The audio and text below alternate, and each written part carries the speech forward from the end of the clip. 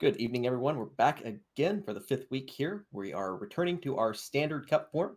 As always, I'm Garen. Joining me this week is Scrapclaw, again, our resident queen of the Blessing and Protection request. Absolutely. Absolutely, indeed. Again, returning to form, we're going to start out with plus 12 keys, and then we're going to move into potentially 15s if our teams can make it that far. It's a very melee unfriendly week with tornadoes and fortified trash, so we'll see how they do. Scrapclaw, what are you thinking?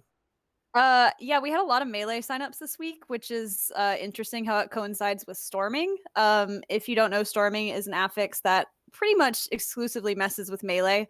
You're going to see it right away, big tornadoes spiraling around in melee. So that's going to be very entertaining to watch. Who's going to get caught up in some mechanics with that? Who's going to take an insane amount of fail damage? But yeah, this is the first time starting with 12s, I believe. In the past, the highest key we started with is 10. Last week we did zeros. So we're definitely going to see a lot more, I think a lot more mess ups, a lot more wipes, which might be fun to watch. I think you're right. Again, with it being melee, and especially as a holy paladin, I have to worry about dodging tornadoes and keeping, especially you alive with Yeah, every tornado. We love yeah. seeing that fail damage go up. So we already have some viewers saying that storming is easy. We'll see. We'll see how our runners do this week. The But problem I have with storming is that it doesn't really do enough damage for you to absolutely must avoid it. It does less than 30% of your health, so it doesn't tick the fail meter. That's the only reason I know that.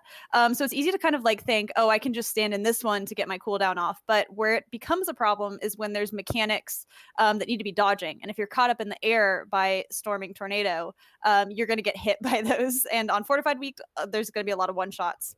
absolutely. Also, it doesn't help sometimes you get overconfident tanks that pull entire rooms, especially with the dungeon that we're starting out this week with the other side. We love to see tanks just pull everything at the beginning. And I think that's like 10 enemies. So they're going to have a lot of tornadoes spawning straight away. But before we begin, we're going to bring our two tanks in, the leaders of the group tonight. If you would like to introduce them and the groups, Yep, and you're going to see on the screen soon, we are starting with the other side 12. Which is quite a long one. A lot of mechanics on Fortified. I think it's a monster. It's one of the few dungeons that is equally hard on Tyrannical and Fortified, in my opinion. But yeah, there's going to be a lot of one-shot mechanics. So on the left, we have Team Panicking, and the tank for that is going to be Caldrid. Or sorry, what's his name? Okay, what's the warrior's name? Sorry. Well, it's Cal. his name's Cal. He's a great guy. He's playing on his warrior. warrior this week to kind of give the other team a little bit of a heads up because his main character is super well geared. So we're giving him a little bit of a handicap. But his name's Cal. He's a great guy. Let's bring him in, have a quick chat. Cal, how are you doing tonight? I'm doing good. Good, man. What's up? Good. Yeah, we're just kind of putting you over here for a little bit. Scrap completely forgot your warrior's name, so we had to save the day by letting the viewers know who your main is. So how are you feeling? You're going in with maybe a little bit of an undergeared warrior tonight. Is that going to make or break this run, or are you feeling confident? I'm confident. So I guess my only take on tanking is item level isn't that big unless you're doing 15s or higher. So I'm definitely confident of doing this key at a 204 item level. All it is pretty much execution from on my side is if we get all the kicks. Of course, I'll probably have Mary do the rooting for the inspiring mobs, but other than that, I think we can definitely do this. Absolutely. Well, it sounds like you're confident in yourself. I believe you're running with some friends, so I'm sure you've got a little bit of a group dynamic going on there already. Is there any trash talk or words of encouragement you would like to give to your opponent? I just say good luck. Definitely don't get cocky with polls. All right. Well, let's talk about that. Why is your name Panicking? If you guys sound confident, but that's a interesting name. So this is an old guild joke because originally that's what the guild name was, but Blizzard wouldn't allow it because like during our raid progression, when things got like hectic, we was just start saying Panicking out of nowhere. But Gotcha. it was just fun times, so we chose that name. Awesome. Well, we'll toss you back into your group. Go ahead, buff up, get ready to go, and Scrap will take over by talking to the other tank and the other team, Sarah. Yep, and I have run with Cal a bunch of times, but I run with Sarah all the time. So, hello. How you feeling? You know, I wish we weren't starting with 12s, But I am glad that this is not Theater of Pain. My biggest goal is not to fall off the waterfall this time. I will relay Kel. He wanted to give some advice to the other side. No pun intended. But he wanted to say, just don't get too cocky with the polls. That's what will. That's what's going to fail the dungeon. Oh, and if anyone knows me, that might be a problem. Well, okay. So one thing I definitely want to ask is about the team name. I mean, I know why it's called by Aleacha, but do you want to explain it? Well, you see, Aleacha was supposed to be on our team, and now we've got this weird dude named Pickle.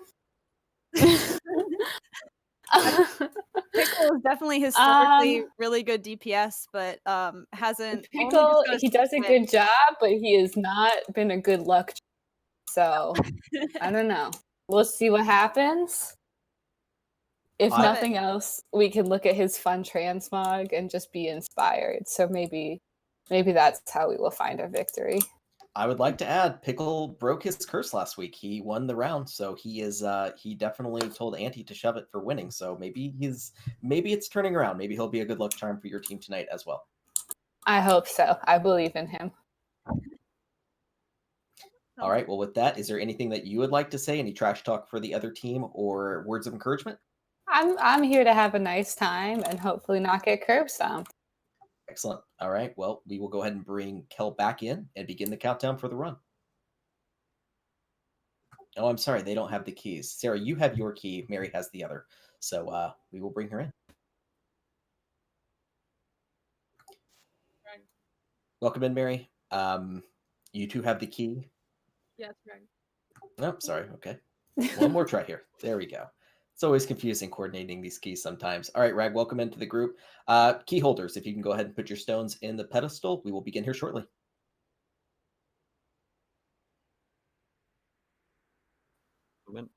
We're ready. All right, I'm going to count down from 3 to 0. When I hit 0, you can click activate. So let's go ahead, and as long as you guys are lighting up and ready to go, 3, 2, 1, 0. Good luck. All right, Scrap, overall, how are you feeling so far with after hearing from the tanks? Or do you have a favorite tonight? Or I know that you said you run with Sarah a lot. Is she going to be your go-to choice here? I tend to side with Sarah, but yeah, the thing is, we tried really hard to balance the teams this week, but it was more difficult because we had such a huge spread of like a skill level and item level range. So I think it's anyone's game. It's hard to say. Like some teams have like some people on the teams have experience doing 18s, whereas other people are only getting up to 10s. So we'll have to see how that balances out. I think you're right. And we're looking at panicking here first, and I don't see a reason to panic yet. This is one of the harder trash pulls in the beginning of the dungeon. You always take a risk with this, especially on Fortified. These guys just wreck your tank. But even at Kel's lower item level, it looks like Mary's not having any issues keeping him alive. And warrior cooldowns, I think they're kind of underrated right now. They can definitely take a beating and keep going. And it looks like both of our groups have made this through. So here we go to the Enraged Mask, which, again, I don't know if you're familiar with him and how much damage he does, but how are you feeling with those? Mask yet. It's this other giant pole with the mob that can knock you off. Having these two poles right at the beginning of like a 40-minute dungeon it just beats you down because these are like really, really hard poles. I mean, I can't think of like a pole in Necrotic Wake, for example, that is as scary as like that first one as a DPS. Because you could just like instantly pull aggro and then die, and you're losing your hero buff a lot of the time. And it looks like, yeah, both teams pulled hero on the first pack. So that just sets you off for failure on the damage meters right away. And then right after that, you have this insane second pack, and you can see the blue fire knocking people off. And we see on team 2, somebody getting knocked off and having to walk back. Oh, Midge. So yeah, that definitely can happen. Yeah, we're seeing both of these pulls is a little bit of a mess. I sometimes think this pull is a lot more dangerous than the beginning pull, mainly because the Death Speaker. It's one misstep and you're completely wiped. There's no saving that. I would think that the Warriors could at least heroically back or charge back, but it's not really helping them. They're kind of on panicking, just getting beat down. they completely wiped. I saw the tank go down, and now I see everybody walking back. So let's see. I didn't quite catch how much they took down, or if they even got a good. Wow, they have a lot left up. Was it? I wonder if it was the inspiring mob, because I see the inspiring mob is still left up, and I don't think we explained that affix. When there's for the affix a random mob of trash, will have the inspiring buff, and nobody else in that trash pull can be interrupted. So there's a lot of spells that going off here that could have been way too much damage for that tank, and I see somebody flying off on Panicking's team again. Yeah, there he goes. That was Dally. That's again for a warrior, heroic leap back, but that's where an experience factor is going to kick in. Maybe he didn't know, but I think they're going to get this pull down this time, even with the inspiring mob coming back. A little bit of a problem, but overall they're going to recover pretty quickly and get back to these raging masks. But interesting start, entertaining to watch some people blow off straight away. Yeah, I'm a little shocked to see that pull go so south for them. I mean, it's definitely less forgiving than the first pull, and that you have to walk all the way back, but I don't think it's as hard, just from my personal opinion.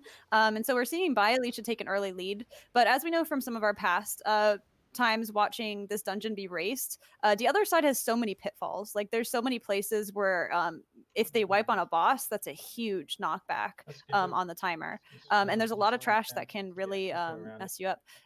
Now, I'm really interested in seeing Panicking kind of, it looks like they're going around the Raging Mask guy, possibly trying to save some time. I'm not super familiar with this route, if they're coming back for it with Prideful, maybe.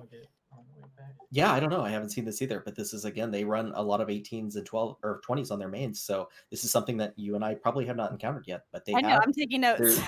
They're definitely saving the Prideful for something up ahead. Maybe the final boss, maybe something else, but who knows? Maybe they're actually going to kill these packs and then kill the Enraging Mask closer to the Zul'Grub area so that they'll have more time on that to clear the hallway, because you want to make sure that you're getting those first spirits down really quickly. Would like to say we have some commentary from trade or looking for group chat. Somebody made a comment that that Shadowlands is not so great and that BFA was apparently better. Not sure I agree with that, but some opinions are out there. Yeah, I know for me, I like to have my chat just like not like there, like the dungeon chat and anything, because it's just really distracting, and I end up getting in argument battles while like trying to time a mythic. So that's not that could be an affix on its own as distraction by true chat or something, especially depending on what it is. We are going to switch back as Panicking begins to fight their Prideful pack. Looks like they were saving that for the mask, but Sarah's group is going to be running into Zul'Grub here and on their way to the first boss. So they have always a fun hallway. They have a bit of a lead, but like we've seen before, this can be a tricky hallway. There's the little ads that can turn into giant snakes that I don't know the names of, but you'll see them. The Devoted, I believe. If you lose one of those, if you don't stun them or get them under control, this room can get super messy super fast. Well, as we can see, looks like the High Priest is inspired this week, so they're not actually going to be able to do anything with that. They're going to have to blow those spirits up as soon as possible. Or I'm sorry, the Devoted. That's going to require some DPS, and they've kind of lost their Prideful here. They're really just staggering around. I don't know if they're discussing what they're going to do with this or if they're just going to go for it. Hopefully there's a plan in play, but they're going to have to nuke these guys down. I see Sarah's shield going out. I think they were kind of trying to figure out what to do with it, because normally what you would do with that pack is stun them, but we already see snakes up. I think they're trying to go quickly, like hope that they have the DPS to manage the snakes. And yeah, it looks like it's actually going pretty clean for them. That was quick. Yeah, well, it was. That's good. I think we've seen before when they've run this that the snakes actually start doing an AoE effect where if you do not kill them, it'll start spamming. And each time it hits, it's harder and harder. So it's a good thing that they knock them out very quickly before they knock the team out and wipe them. So good recovery on there. The snakes can, I mean, absolutely a wipe mechanic if you don't get them down quickly. But I think they made the right choice of just like not trying to mess with CC, just like let's just go in, wipe them out as quick as possible. I'm curious to see what Panicking is going to be doing with this pack, if they're bringing some of their 18 knowledge into it. Looks like they're rooting it. I don't think it helped them at all. I think they're going to have to deal with it. So I'm curious. We're going to look at Panicking here and see how they're going to deal with the same pack. Well, I see a snake on the healer right now, which isn't, your best, like the best strategy.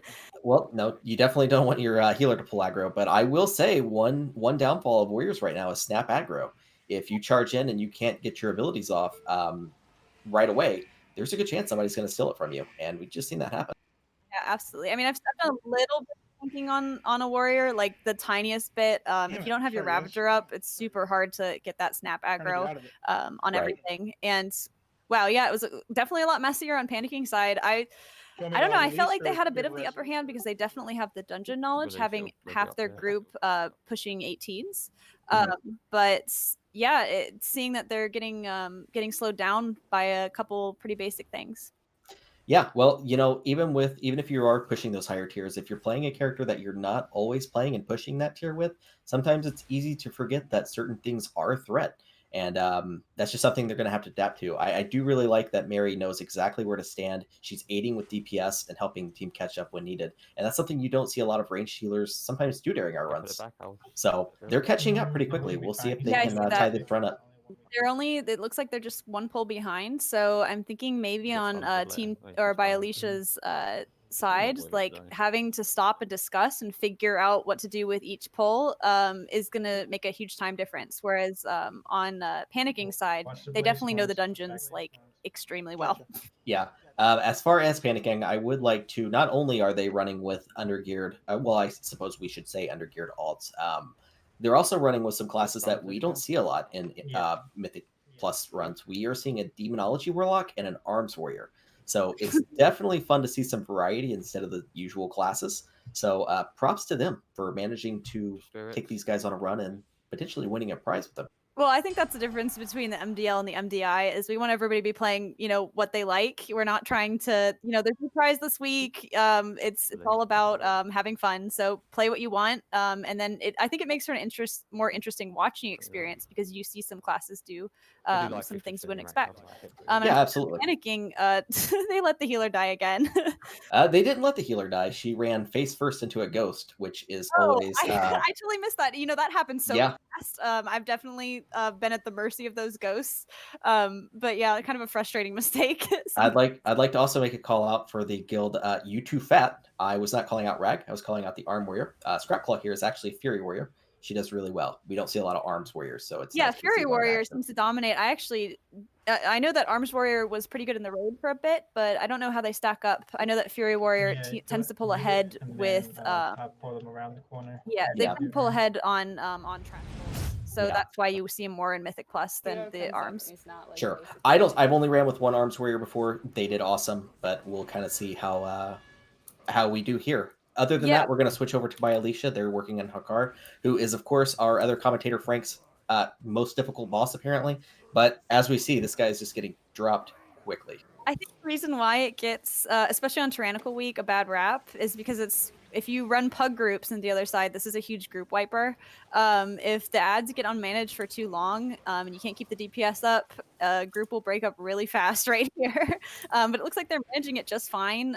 It is absolutely dropping. They've got Prideful. It doesn't look like they use Lust, which is interesting. I'm wondering if they're saving it for something or if they just forgot. I would put money on it that they either didn't need it or that they absolutely forgot. They probably forgot. I can't think of any other act. Okay. So it looks like it's on cooldown, so they're not going to be able to use it now anyway. Hey, that means that they're getting through this hallway pretty quickly and doing well on time. So this might be a potential plus too if they can keep up the pace. It's interesting. Yeah, definitely. It looks like they're. I know that Sarah was saying that she felt a little nervous about it being a plus 12, but their team is definitely like thrashing here. Like as far as getting ahead, I see Panicking is, just a bit behint, but they're a whole pull behind. They are. I will say, even with experience, again, I don't want to beat a dead horse with, alts, but there are early pulls in here, especially with the Death Speaker that can blow people off the edge. Anybody can fall victim to that. It's happened to be 100 times, and it's embarrassing, but we move past it and keep going. So we've seen the other side teams fall really behind. I forget who led that team, but they had a 7-minute wipe in the forest area to a dragon. So the other team caught up and won that first cup. So could we see that again? You never know. I'm always looking out for a pull the dragon move. I know that when we had it, when I was playing on the girl group, we specifically picked a route that pulled the dragon to kind of pay homage to that moment. But yeah, so now we're starting to see Panicking is getting to Hakar. Let's see if they can kind of like pull ahead a little bit. They definitely have some big DPS with with some of their more 18s players. But we'll kind of see if they can catch up. It looks like he is dropping. Well, we did see that they did prepare accordingly. As we know, they went in without a heroism. They used the wardrobes, so that was advantage. It's going to let them wipe up this boss pretty quickly and catch up to the Mechagon area. But again, another smooth kill. I think this boss is easy. It's one of the easier ones in the whole expansion, in my opinion. It is Fortified Week, so I think it's a little bit spicier on Tyrannical Week. It's well, just that a lot could be of said for it. Yeah, that could be said for every boss, but they destroyed that boss under 45 seconds, so that's going to help them catch up potentially later in the run if something bad happens to by Aleacha. Yeah, let's see if maybe they can even pick up some speed, using Stampeding Roar at the right times if everybody has some kind of speed movement cooldowns. Because it looks like on the other side they're getting through the Mechagon wing pretty quickly, but they're not like slamming through it. So they might be able to catch up. Panicking might be able to catch up here. Agreed. I would say, and I'm going to ask you how your week has been, but so far, I would say if you're somebody that's pushing Keystone Master still and looking to potentially add some 15s to your scores, this would be a great week to do it. I wouldn't encourage maybe stacking melee DPS, but overall, Inspiring isn't too bad if you know how to play around it, and Storming is just, it doesn't add too much damage. Obviously, it can wipe you if you misstep, but it's a great push week. What do you think? Inspiring is either not bad at all or just the worst. Like, there's normally one pull in the dungeon that you kind of have to think around. I think for this dungeon, it was that very first one. I mean, you saw on Aleacha's team, like them stop for like a full 20 seconds just to talk about it. So it's definitely something you have to be aware of. But it tends to pop up in packs where it doesn't really matter for like most of the dungeon in my opinion, but occasionally it's definitely, it can be a problem. But yeah, I agree, this is a push week. Absolutely. I tend to think Fortified weeks are push weeks anyway, just because I play Fury Warrior. But yeah, the tornado storming is not too bad, just a bit annoying. Straight up, like, I have to say that I enjoy Tyrannical Week a little bit more. It adds a little bit of a challenge, and I think the bosses are kind of the main thing in dungeons to kind of focus on. And as we know in the upcoming patch, that we're going to get different scores based on if we do it on Tyrannical or Fortified Week. So I always encourage people to get some practice on both weeks, but if you're pushing, this is the week to do it. It does look like we've had some deaths over on by Aleacha's side. I think they ate a Haywire, which on Fortified Week, two ticks of that, you're probably either dead or close to it. So I remember earlier this week I ate a Haywire on like a 16 or so, and sometimes it looks Sarah with a very clutch lay on hands there in order to save herself. Bad positioning on that, but it happens. It happens, yeah. And like you said, on Fortified Week, you don't really even have a second to readjust. Like I know I wiped earlier this week on it because I just wanted to get that cooldown down.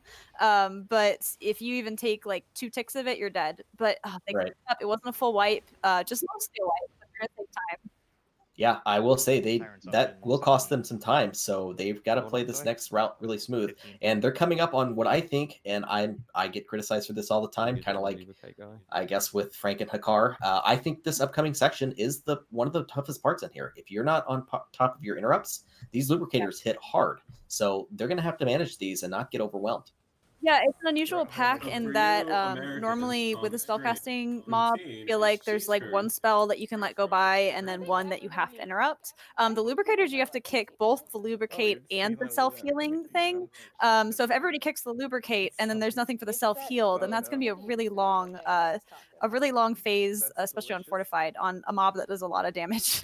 Right. Well, Sarah is getting risky. She's always aggressive, as we know. She's pulled 2. We'll see if they can coordinate their interrupts and stuns properly. So far, they're not having any problems. On a 12, it might not be too deadly, but they're still going to have to stay on top of it, and at least the healer's going to have to be on his game. But Bobby Big Tree is pretty generally on that, so he's pretty good. Yeah, I see some lubricates going out, but I think they're going to have the damage to take them out. It looks like they're focusing on one, trying to get it down, which is the smart thing to do, and then just kind of rolling into the next one. Hopefully, they still have some kicks left, though. Yeah, well, Panicking did not have to panic too much on the Haywire as the other team did. They were able to get through it with no deaths, so they learned through that pretty quickly, and they're going to come up to these lubricators as well. So far, so good. They're cleaning up here. This might be the section where, depending on how the Mana House points go, they catch back up. I definitely think in a longer dungeon, experience will give you a bit of the upper hand. It's kind of hard to say, but just being able to get from pull to pull, like quickly, you're cutting out a lot of time in between where they, with less experience, maybe on Aleacha's side, they're discussing a lot. Yeah, I agree.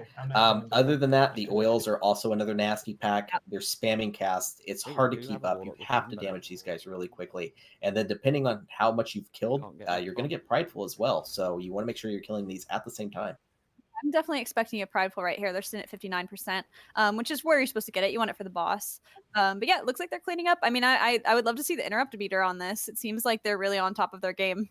I think Sarah has the advantage of Injure Shield is definitely overpowered as far as an interrupt. So we'll give it to her. But as we've seen on Panicking side, they made great use of the Warlock portal, which again, we don't run with a lot of Warlocks, so we don't know how to really use those properly. But I know that having run with Eben, I know that he has like some crazy Warlock portal strategies to skip like entire parts of the dungeon. But yeah, it looks like they're really they decided to take their lubricators one at a time, which is definitely Bobby Big Tree. I was just going to capitalize on this. Yeah, I was just going to say, do you think anybody was going to fall off and die on the platform? And didn't have to. I didn't get a good look because I saw it in the corner of my eye, but it looked like he just jumped off, like he wasn't even knocked off. I'm gonna have to watch that back and see what happened so I can give him shit about it. Well, they're gonna take a risk here, and they're gonna go. They may go for the boss before he gets there, but this hurts. They're wasting prideful here, and this could turn the runaround. It really depends on if anybody falls to their death on a Panicking side. That is a long walk, and you can't battle res him because he got knocked off. So I know Sarah's probably itching to just pull without the healer. I know. To be honest, I'm surprised the shield hasn't gone flying yet. I know. So I'm guessing she's probably gonna go ahead and pull. Okay, as he's coming down. So really, he got through pretty quick. I mean, as a druid, you have a lot of movement cooldowns. But yeah, they're keeping the lead. It's getting slimmer all the time though. I'm gonna assume maybe one too many gummies, as he likes to say sometimes, and kind of thought the direction he was supposed to go was another way. But definitely an interesting run. Let's see how the lasers play out. As long as they time this right, they're going to be good. Yeah, this is a super exciting fight to watch. I'm going to have a hard time, keeping, looking between both of them because watching the mana storms, there's so much going on. You can see the two arrows going across on either side. You have to line those up to stun the boss, and then you also have to sidestep them. At the same time, you need to be managing those purple lasers that give the boss a huge buff. So there's a lot of moving around, but it has to be calculated. It has to be careful. Let's switch back to Panicking real quick because I want to take another call out. That is twice in the same area that Eben has used his Warlock portal. They didn't have to worry about anybody getting just walking off the edge like we've seen with Aleacha.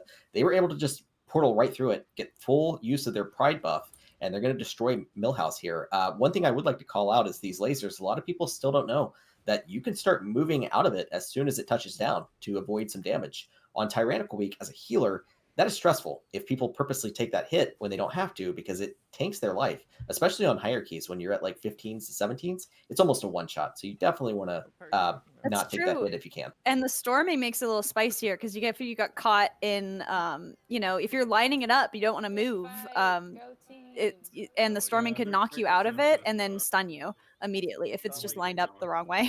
Agreed. We're coming up. They were able to get through Millhouse really quickly here. That means they're going to have to rip through this boss or they're going to just wipe because of the rocket chicken explosion. So hopefully they can answer that or they're going to be in big trouble. It may be a wipe. I doubt it was a mistake. I'm guessing it was calculated. I'm sure that Cal is making call outs based on the DPS he sees. He's a super experienced tank. So I'm hoping that wasn't an accident. I think it was an accident because we're going to get rocket chickens now. And I've been seeing several of them run back and forth to get the bombs. So when you're doing the bombs, you're wasting DPS opportunities. But maybe with it not being Tyrannical Week, it's not bad. Mary's just healing through it with no issues here. The benefits of tranquility. I would be a lot more worried, but it looks like everybody's standing in the big green circle, which I'm sure as a druid, she's really happy, and they're able to get the kill. Did you die? But yeah, taking a look at the other side, another pun, on Aleacha, they're still keeping their lead. I keep thinking it's going to get slimmer, but they're really holding on to it. We'll see. We're coming up on, again, another big pull. So with another death speaker in the pack here, we saw a couple people go flying to their deaths. So maybe that'll happen here and the other team can catch up. But we'll see. We wipe on this a lot. No, maybe not a lot, but we wipe on it still sometimes that we know what to look out for. But some of these other teams, maybe not. And getting kind of close to that other pack, Yeah, I don't see. Did anybody go and use the urn, or did I just miss it? It looks like nobody's going to go use it. Yeah, I don't know. I know that it's very Mitch is valuable. night, I believe, but I see her. I mean, she's the camera woman here, and okay, I think somebody just used it. Well, Sarah's also, again, I forgot Sarah's this is night. where our unique roles come into play here. Sarah is one of the few Night Fae paladins in the game. So I'm curious to see how she's using her buffs in this group, or if she's just being selfish as usual and just giving them all to herself. Well, here I can see Sarah's aggression at play here. I mean, before the Death Speaker was even down, she ran and gathered up the other pack. I wonder if she's really worried she's behind, if she's feeling the heat a little bit. I mean, these players don't know where they are in comparison to the other team. So maybe she's feeling a little bit panicked, feeling like the run's going a little too well and that they need to pull a little bit more. I think the good thing, you're probably right, only because I think in my mind, if I'm doing this, I'm thinking I lost my healer and I lost my pride buff on a boss. I had to waste, that was a minute that they wasted just standing around waiting for Bobby Bigtree to return to the fight. Did the other team catch up to me, or are they really ahead of me at this point?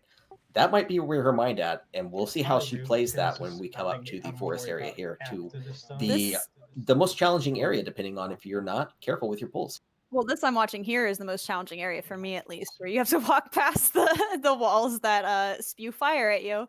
But it looks like everybody made it through. We're not going to see any deaths on that this week. No, I think just take another shot at you. I think this is the hardest part for you anyway, because I can't count how many times I've had to waste a global cooldown cleansing you when you've fallen asleep. So it seems better. Like I tend to spend the entire wing just jumping now because I hate losing DPS in this area. This is normally where I kind of overtake the overall DPS meter.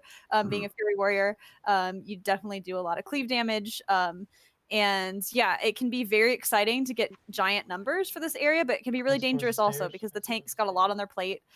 We're seeing a lot of tornadoes come out and a lot of people getting knocked up in the air, but they are just smashing right through them. Yeah, that's great for them. And again, unfortunately for the viewers, when you do get that curse, the tornado is getting beat up and nerfed or boosted into the air by the tornado. It doesn't count as a jump. So we have seen people fall asleep in the air, even though they technically were.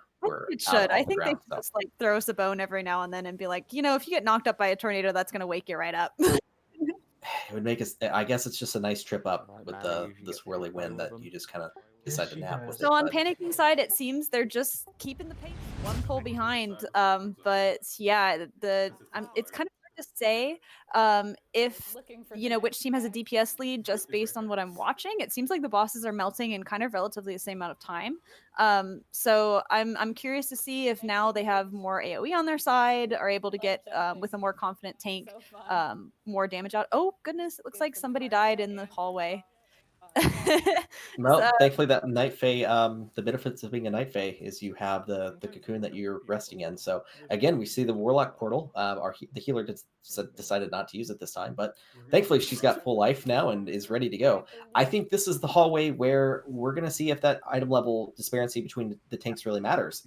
You have to pull big here if you want to catch up. And with Kel being a little bit under geared, will he be able to pull as much as he generally does? We ran this with him one time. The dude just pulled nonstop. He pulled the whole thing. It was smooth to hill. That was a different character. That was an extremely geared character. Is he going to have that same mindset, or is he going to play it safe? Well, out of it looks like they pulled a lot. You can see tornadoes like going everywhere. Also, AoEs on the ground that need to be dodged, and also need to be jumping the whole time. This is a lot, and I think it speaks to Cal's experience as being like a main tank who has pushed all 18s. He knows what his item level can do. He knows what might be too much and too little, and he knows these dungeons like the back of his hand. So he's able to get away with something that your average like 204 item level warrior tank would not be able to. Yeah, one thing I'm thinking of is as a warrior, Shockwave is very valuable. I believe, I could be wrong, I think it's uncapped and it just stuns everything. You have a moment where you can just do that and then heroic leap away if it gets too dangerous. But if they clean this up, they're going to be in really good shape, and they're potentially going to catch up with the same prideful spawn as by Aleacha. Hard to say. I mean, if I was DPSing on Panicking side, I would be panicking because there's just so much to dodge around. It's just hard to keep your health up, but that healer is not feeling the pain. It looks like taking that big pull, they're almost caught up to Aleacha's team. I'm guessing Sarah's probably taking it a little bit slow because she knows how dangerous messing up this hallway can be. She's just trying to go a little bit slow and We steady, need the nice and walking safe. bird. I see the urn coming out. But But yeah, that might give them what they need to catch up on Panicking Yeah, side. you've got the little guys. Yeah, If we can I make a think they may have canister. even overpulled a little bit here, but we will time will tell. I seen Midge go multi-shot a random area, so hopefully they don't have any mess ups here and pull a big dragon and This is wipe a the raid. problem, But we've got too many you never Yeah. know. fight, but- I'm keeping an eye out for that dragon pull. I'm always looking for it after that first run. Oh, she's having trouble with her camera. But yeah, it looks like it's getting cleaned up. All the mobs are together. Nobody seems to be off to this side, close to the dragon. And wow, that was a pretty I jumped. quick cleanup with those ads. That pull can get messy, especially with the tornadoes. Prideful? I agree. Looks like it's safe and steady from here. As long as Well- we'll see if they pull the matriarch. If they do, and then play it a little bit dangerous or aggressive, as Sarah likes to do, they might run into some problems. But overall, it's looking good. We talked about this in the past. You kind of feel like you're out of the fire at this part, but if you pull the matriarch, or if you pull the hatchling, and then the hatchling calls the matriarch when you didn't want it, Yes, oh, we it are. would be a huge mess. It So is. we'll kind of see. Yeah, and it all depends on your tank. As long as they are expecting it and they know when that beak is coming, then they can kind of mitigate some damage. But overall, it's still a nasty pull that you sometimes want to avoid. I don't think it's a big deal as a healer, but I definitely feel the pressure if I was in a tank position. Jesus. Yeah, and on Panicking side, we're seeing Ooh. hold on, before Panicking, Aleacha did pull the bird. I didn't quite see if it was an intended pull. I'm guessing it was for this route. I haven't been following super close with the percentage. But I'm guessing they have it under control. That seems like most of these mobs that trip up groups generally, they seem to have the DPS on Aleacha's side to manage it. I'm seeing Panicking clean up that pull just as quickly as Aleacha did, that big pull by the urn. And they are coming up, and they are just barely, they're like half a pull behind at this point. Yeah, again, unfortunately, you don't know what the other team is doing. So at this point, you can't say, okay, well, we're just a pull behind. Let's take a huge risk. Let's blow all of our cooldowns on this trash and just go for it. They're kind of in a mystery setting here where they're just playing it safe and not pulling extra as well. So I really think this run is going to come down to the final boss. This is becoming an incredibly close run. I don't even know exactly which one to look at because it's really coming down to the wire. I'm really pleased with the balance we ended up coming out with this. Like I said, we had such a huge disparity of skill level and eye level this week that trying to make like even teams was really, really hard and kind of a a bit of a brain scratcher, but it looks like they're so close. Yeah, I think they're going to I think they're going to go for it here. They're going to do a big pull, even with an inspiring mob. So you're not going to be able to benefit from Shockwave. You're not going to be able to event from Shadow Fury or Intimidating Shout. So they're going to have to rip through this and move on because they don't really have many defensive options. Yeah, it looks like they're making it through, but again, a lot of these pulls on Panicking side, it's just kind of making me a little anxious. Like if I was in the group, I'd be kind of mentally calling a wipe in my head on some of these pulls, but they are handling themselves. Yeah, I'm pleasantly surprised. I would think that they would have some hiccups, or maybe one of their less experienced players would have a death, but they're doing well. It looks like Aleacha does not have enough percentage as we're going in here, so thankfully there is this little cubby that you could do. Yeah, I think there was a pack or two. It seem a little low. I don't think there's enough in the cubby to kind of pick it up, so I'm wondering what they missed. There should be. The Brigands here should be enough. I think they're about 0.70 each, so that'll give them just over 2%. So we'll have to see. I mean, I'm not sure what they missed on the poll if they didn't get enough of the cranes. I don't know. This is technically a lead change though, because they're going to start dueling with the Prideful here. So we don't need Panicking is getting a lead here. No, they didn't have enough. So it looks like this is going to come down to a route where they're going to have to go in and get something quickly. I don't know. There is this is a hugely risky move that they're taking on Aleacha's side. If you want to switch back over to them, are they not pulling the hatchling? Yeah, they're going to go back and worry about it later. They're going to have Prideful for the final boss, but I think that's a huge mistake. Because don't wipe on the hatchlings, because as we mentioned before in the past, the hatchlings they're super easy to down, but they do call the matriarch, and the matriarch is not easy to down and can be a huge group wiper. But I think they were just starting to feel the pain, like have no idea if they're ahead or behind. And they have fallen behind a bit now, especially since the other group has Prideful. But I don't think it matters. They're going, even with Prideful, they are still doing really well on keeping ahead of the pace. So again, they're gonna still have to go back into the hallway and waste time killing trash. Depending on how the final boss goes, this could turn the favor to Panicking. I'm guessing that they're going to try to pull, because they're going to take the teleporter back up to the beginning and try to pull a crane up there, which is a lot less risky than pulling the hatchlings. But it's still going to slow them down. And we see that now they're neck and neck with the boss, but Panicking is ready to go. They've got percentage, and Aleacha is still behind. I don't think Prideful for the last boss is even that much of a benefit on Fortified Week, because all the it's no benefit at you all. do is in the second phase. Well, here we go. We're going to see if that really matters, because as we've seen, the bosses died around the same time. One team had Prideful, the other did not. So they both used Heroism, both is down. So at this point, this is an interesting run. This is where I hate saying this, because I hate when teams rely on using it as the reason that they lost. But the route kind of mattered here. They needed one extra pull and didn't get it. And again, that's where experience comes into play. But I think it's been kind of hard to keep track of it. But we know that on Panicking side, Dali has one of the lower. Here we go.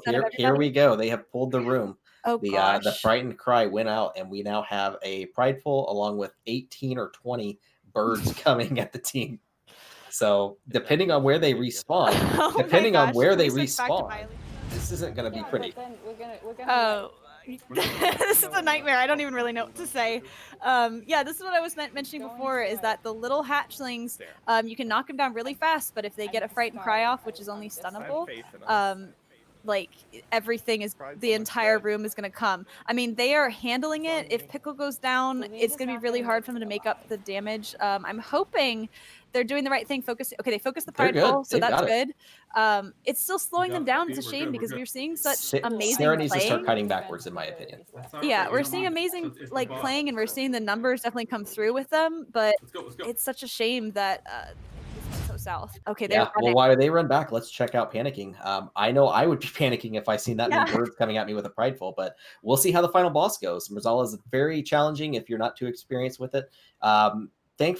Thankfully, they do have, it's not tyrannical, so they'll be able to just blow these spirits up. But sometimes we see odd deaths. We see people get blown up and not know what to move from on the platforms. So I know somebody in our chat is very experienced. And not only that, you could sometimes run off the platform and die. We've seen that happen too. What I'm seeing, the thing that I'm looking out for is, I know that Dali does really good single target damage, but will it be enough to kind of knock out his ad? I think it will be. It looks like, okay, so the healer's going with the tank, as it should be. But unfortunately, this part, it's a shame we can't see if everything's going well. We kind of have to just look at the health bars. Exactly what I'm doing. Mary, again, is playing very smart here. She's aiding with DPS. She's not worried about healing. If you're careful, if you notice, they did really well on the design of this ability, or this phase transition here, because you're always wanting to move from the purple walls that are flying at your face, because you obviously want to stand in something. They don't do anything. They're just a graphic. You have to watch out for the ring on the ground, which you see at the beginning of the fight. So I thought that was very clever. It's a way to throw people off, and it still gets people even in high keys. I'm wondering to see if they got all four. I mean, I see that Mary manually walking back. So I'm kind of on the edge of my seat here to see if they get all of them down. Yeah, we'll see. I'm seeing 2 so far. We've got 3. Here's the moment of truth. Okay, they got all of them down. So I think unless something absolutely catastrophic happens which I don't see happening, this is going to be the win. That is an interesting turnaround. And again, they were behind the whole run until the Prideful spawn. So that's just what can happen. You're in the lead for so long, and then at the very end, again, the Ardenwell district. Now, I also do want to make it clear that they did start a little earlier on Panicking side. So they have like a 35-second lead. So we're gonna have to really look at the timers here. I think they still had it, but it's so close. It's so incredibly close. This is probably the closest race we've had. It really was. That was interesting. That was interesting to see. So let's go ahead and wait 20 seconds here and see if the first team can win, but we'll see. Okay, they have 15 seconds to meet the timer, but I don't think they're gonna get it here with yeah, there's the kind of RP moment where you have to for the bomb song to kind of come in. We were ahead. Okay, so, yeah, we can call the victory now. Team 1 wins. But yeah, I just kind of want to see how far behind they were. They were so close. They were. That was a thrilling run that ended at just so close. Again, I already know we're gonna hear about routes. I know. I'm hoping every week it seems to be like routes is what take it down, and I mean that's a huge part of the game with Prideful being an affix. But they were less than a minute behind, so Overall, incredible run. I'm 36-49. hoping we end up seeing 3 dungeons tonight, but we'll have to see. I agree. Let's go ahead and pull Kel in and get his opinion on the run. Does anyone need that cloak, by the way? Kel, welcome in. You congratulations. You guys pulled that victory out. You were behind the whole run until the very end. So very well done. Yeah, thank you. I can't. So I don't know. So I don't like. So I was talking to Vec during it because so my intervene, I have it macro for set focus, and so we started the key, and my focus fell off, and my intervene was not working. That's not good. That's not good. Are you using the reprisal legendary? Yes. That's massive because that keeps your defenses up and everything. We saw you taking a lot of damage at the beginning there, and I was kind of concerned. But you came up, you recovered nicely. We've seen a lot of risky plays. I was telling the viewers that in the Ardenweld is where you guys caught up, and that was because of the really massive pull. So even at your item level, you still felt comfortable making a risky call like that? Always. It's because I definitely believe in the group, but like also with Ardenweld, it's literally all physical damage. It's not magic at all, unless you get hit by the swirlies. Right. So it's like, as a pot warrior, I'm mitigating physical damage, at least 100%. So keep in mind for the next run, you did win, but the other team was only 30 seconds behind. So the next game is going to be close as well. Oh, that's fine. I was like, yeah, we're probably behind. There's always a chance to catch up somewhere. All right. Well, congratulations again. You're 1-0 so far. You've got either a victory, and you'll wrap up this cup. So we'll go ahead and let you go back to your group, and we will bring Sarah in. Scrap, by all means, ask away. Hey, Sarah. Hello. You guys were ahead for, the entire dungeon, and then we pulled the fucking hatchlings. Yeah, you guys lost by 30 seconds. So you definitely. I don't want to talk about it. No, I think that's something you should be proud of. Like it was so neck and neck. That was a very good run. Everyone did a good job, and we all died for really, really stupid reasons. I wouldn't, from a watching perspective, I think you guys nailed it. Even in the end, when you guys pulled the hatchlings with the prideful, I was like, for sure, like in my head. I don't know if you guys heard, but I was telling them to go run out and jump off the edge so we could just wipe, because I was certain that we were gonna wipe. Yeah, no confidence. But yeah, I used every single defensive I had, and I feel like everyone else did that too, and it worked out. Yeah, I have to give you props at the end there when we saw the other team name is Panicking. So that's kind of what I said that you guys were probably doing when you had a prideful spawn and then there's like an army of angry birds coming your way.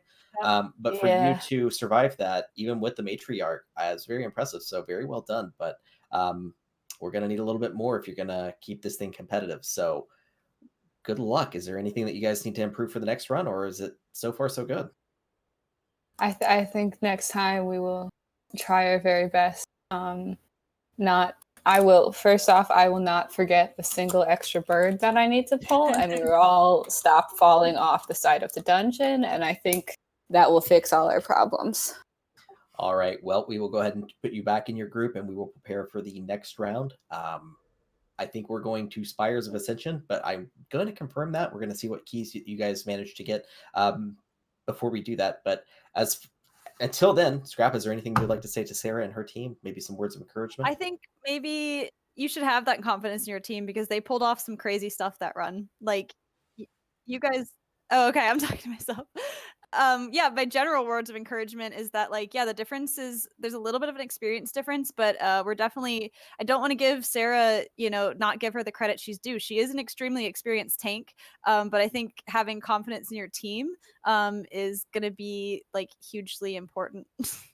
Absolutely. Okay, well, that was a very fun run. We were kind of excited for the other side because it's always unpredictable of what's going to happen on trash and on bosses. And as we've seen this week, already we're starting off hot with a lot of entertaining wipes and deaths. So we're going to take a short break here, and we'll come back shortly with our next run.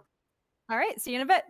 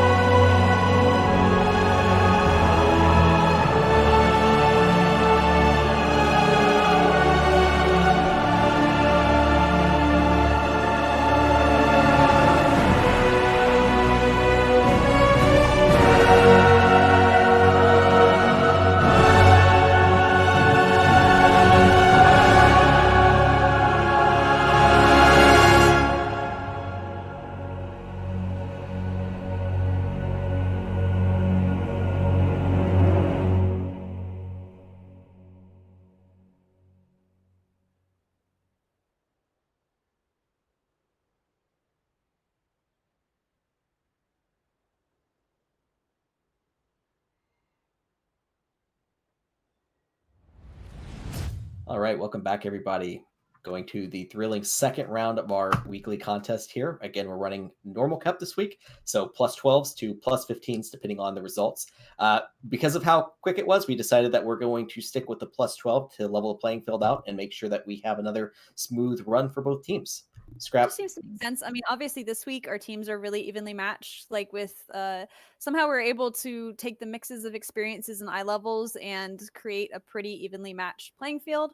I don't know how that ended up happening, but so in the future, I think doing doing two 12s in a row is good, so that if a team loses on the 12, it's not getting harder for them with a 13.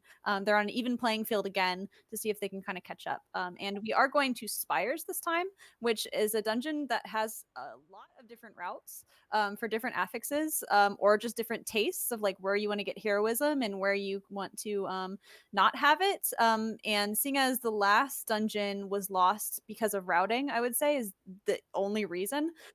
I'm interested to see if they're, being really, really careful with their routes by Aleacha's side.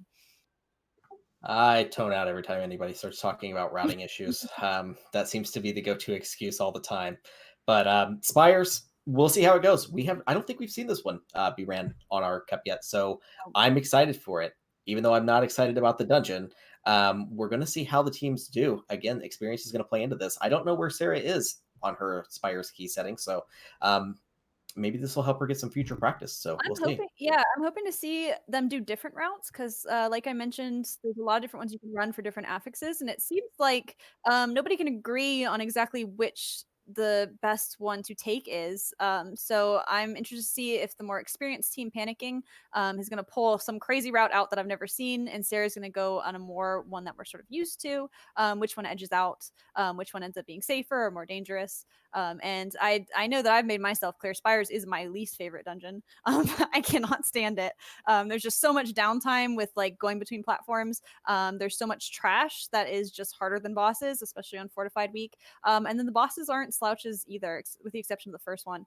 I think the last three bosses all have their own like difficulties. They're not so hard that they make it onto my like top like least favorite bosses list, but they're hard enough to like trip you up every now and then. Yeah, I agree. I can't say I'm not thrilled to see this place. It's my least favorite dungeon as well. Not saying it's not a fun dungeon. It's just I don't know. It's an interesting design, but I think when you're in a timed setting, you have so much downtime due to the flying and the angels picking you up by your face and all of that kind of weird stuff. Not to mention Devos takes so much time just due to throwing spears. So this one is also horrific on Fortified Week. There's so many of these trash packs, especially with Inspiring. This is one of the dungeons where I think Inspiring is going to play a huge role because there's so many things that you have to kick, or the group will wipe. Rebellious Fist comes to mind. There's a lot of heals in this dungeon that need to be kicked. So if they don't manage that, there's going to be wipes. And then also the last three trash mobs are just become bosses on Fortified Week. Like there's nothing else to be said about that. There's a lot to dodge on the ground. They have a lot of health. They do a lot of damage. And that with storming is going to be an absolute nightmare. I am glad I'm not running this right now. Yeah, I agree. I'm glad I'm not either. Only because there's 2 points that I know that I'm not excited to see. One being the pull before the second boss where there's like every possible enemy is together, and one is probably going to be inspired because that's how they would design it. The robots and their fist attack, if you can't stun those, if one of those are inspired, that's going to hit really hard on Fortified. And then my favorite part, I like to play a mini game with this, and I like to do this intentionally sometimes, and that's not heal anybody at the very end where the little guys are just throwing spears at you and you have to LOS them behind the pillar. So it's fun to do like a little death tracker and just see who gets picked off. If I have a grudge against somebody, I'll just let them die and then blame them. It's funny that last part with the spears I've found is one of the most difficult parts of the whole dungeon, just coordinating it. I'm definitely planning on seeing some Warlock Gate skips on Panicking side because I've run this dungeon with Eben before, and he's got some interesting spots to put Warlock Gates kind of help out with that spear part. But yeah, we're gonna have to see. There's a lot of stuff that I'm excited to watch. Again, would not be excited to run it. Absolutely. Well, that is too much talking about Spires of Ascension for me. So let's go ahead and bring our key leaders in this time. It's going to be Mary and Pickle. So Senior Pickle, who of course won last week's round, the Connect 4 Cup. So let's bring both of those in and start a countdown to get this thing going. I don't think Graham is back. Oh, Of course he's I not. think everybody's still in their bathroom breaks. I did notice that everybody seemed to get to the dungeon a lot faster than we normally do every week, but that maybe didn't give everybody enough time on their bathroom. I see him running around, so I think he is good to go. So Pickle, if you Okay. could go ahead and put your key in. Maybe do a ready check. Just And just so you guys are aware, I'm going to count down from 3. And the second that I hit 0, I'm not going to play any trickery this time because we had a little bit of a delay last run. I'm going to go 3 to 0. When I say 0, I need you guys to click the activate button ASAP so that we're smooth to go. So both of you ready? Yeah. can we get confirmation on the other side. Yeah. All right. Okay, teams. Again. Actually, hold on. No. I have to. I forgot I need to put in all my consumables and shit. Yeah, that's definitely important. That's some prep work that is definitely. Were you ready for the last round? Did you have all your? Were you too busy in Torghast, man? I was not ready. Okay, well. This is something you wouldn't see in an MDI run, but we get to the pleasure of seeing an MDL run. He was racing through Torghast on an alt, so sometimes it happens. The man pulled through for us and made it, even though he did not enjoy his food like he is now. Just let us know when buddy. Let us know when you're ready because I cannot talk about Spires ready. anymore. All right, great. Okay, teams. Good luck. Rush through this place and be competitive. 3, 2, 1, 0. Good luck.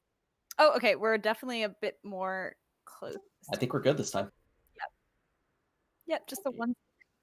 They're perfect. That was excellent. So no 30-second delay here. We're gonna have a decisive winner on this one. At least I hope so. Who knows? Right out the gate, I see an inspiring mob that might be a problem. I feel like normally you would pull the rebellious fists guy into it, the big giant guy, but having that inspiring mob is a no.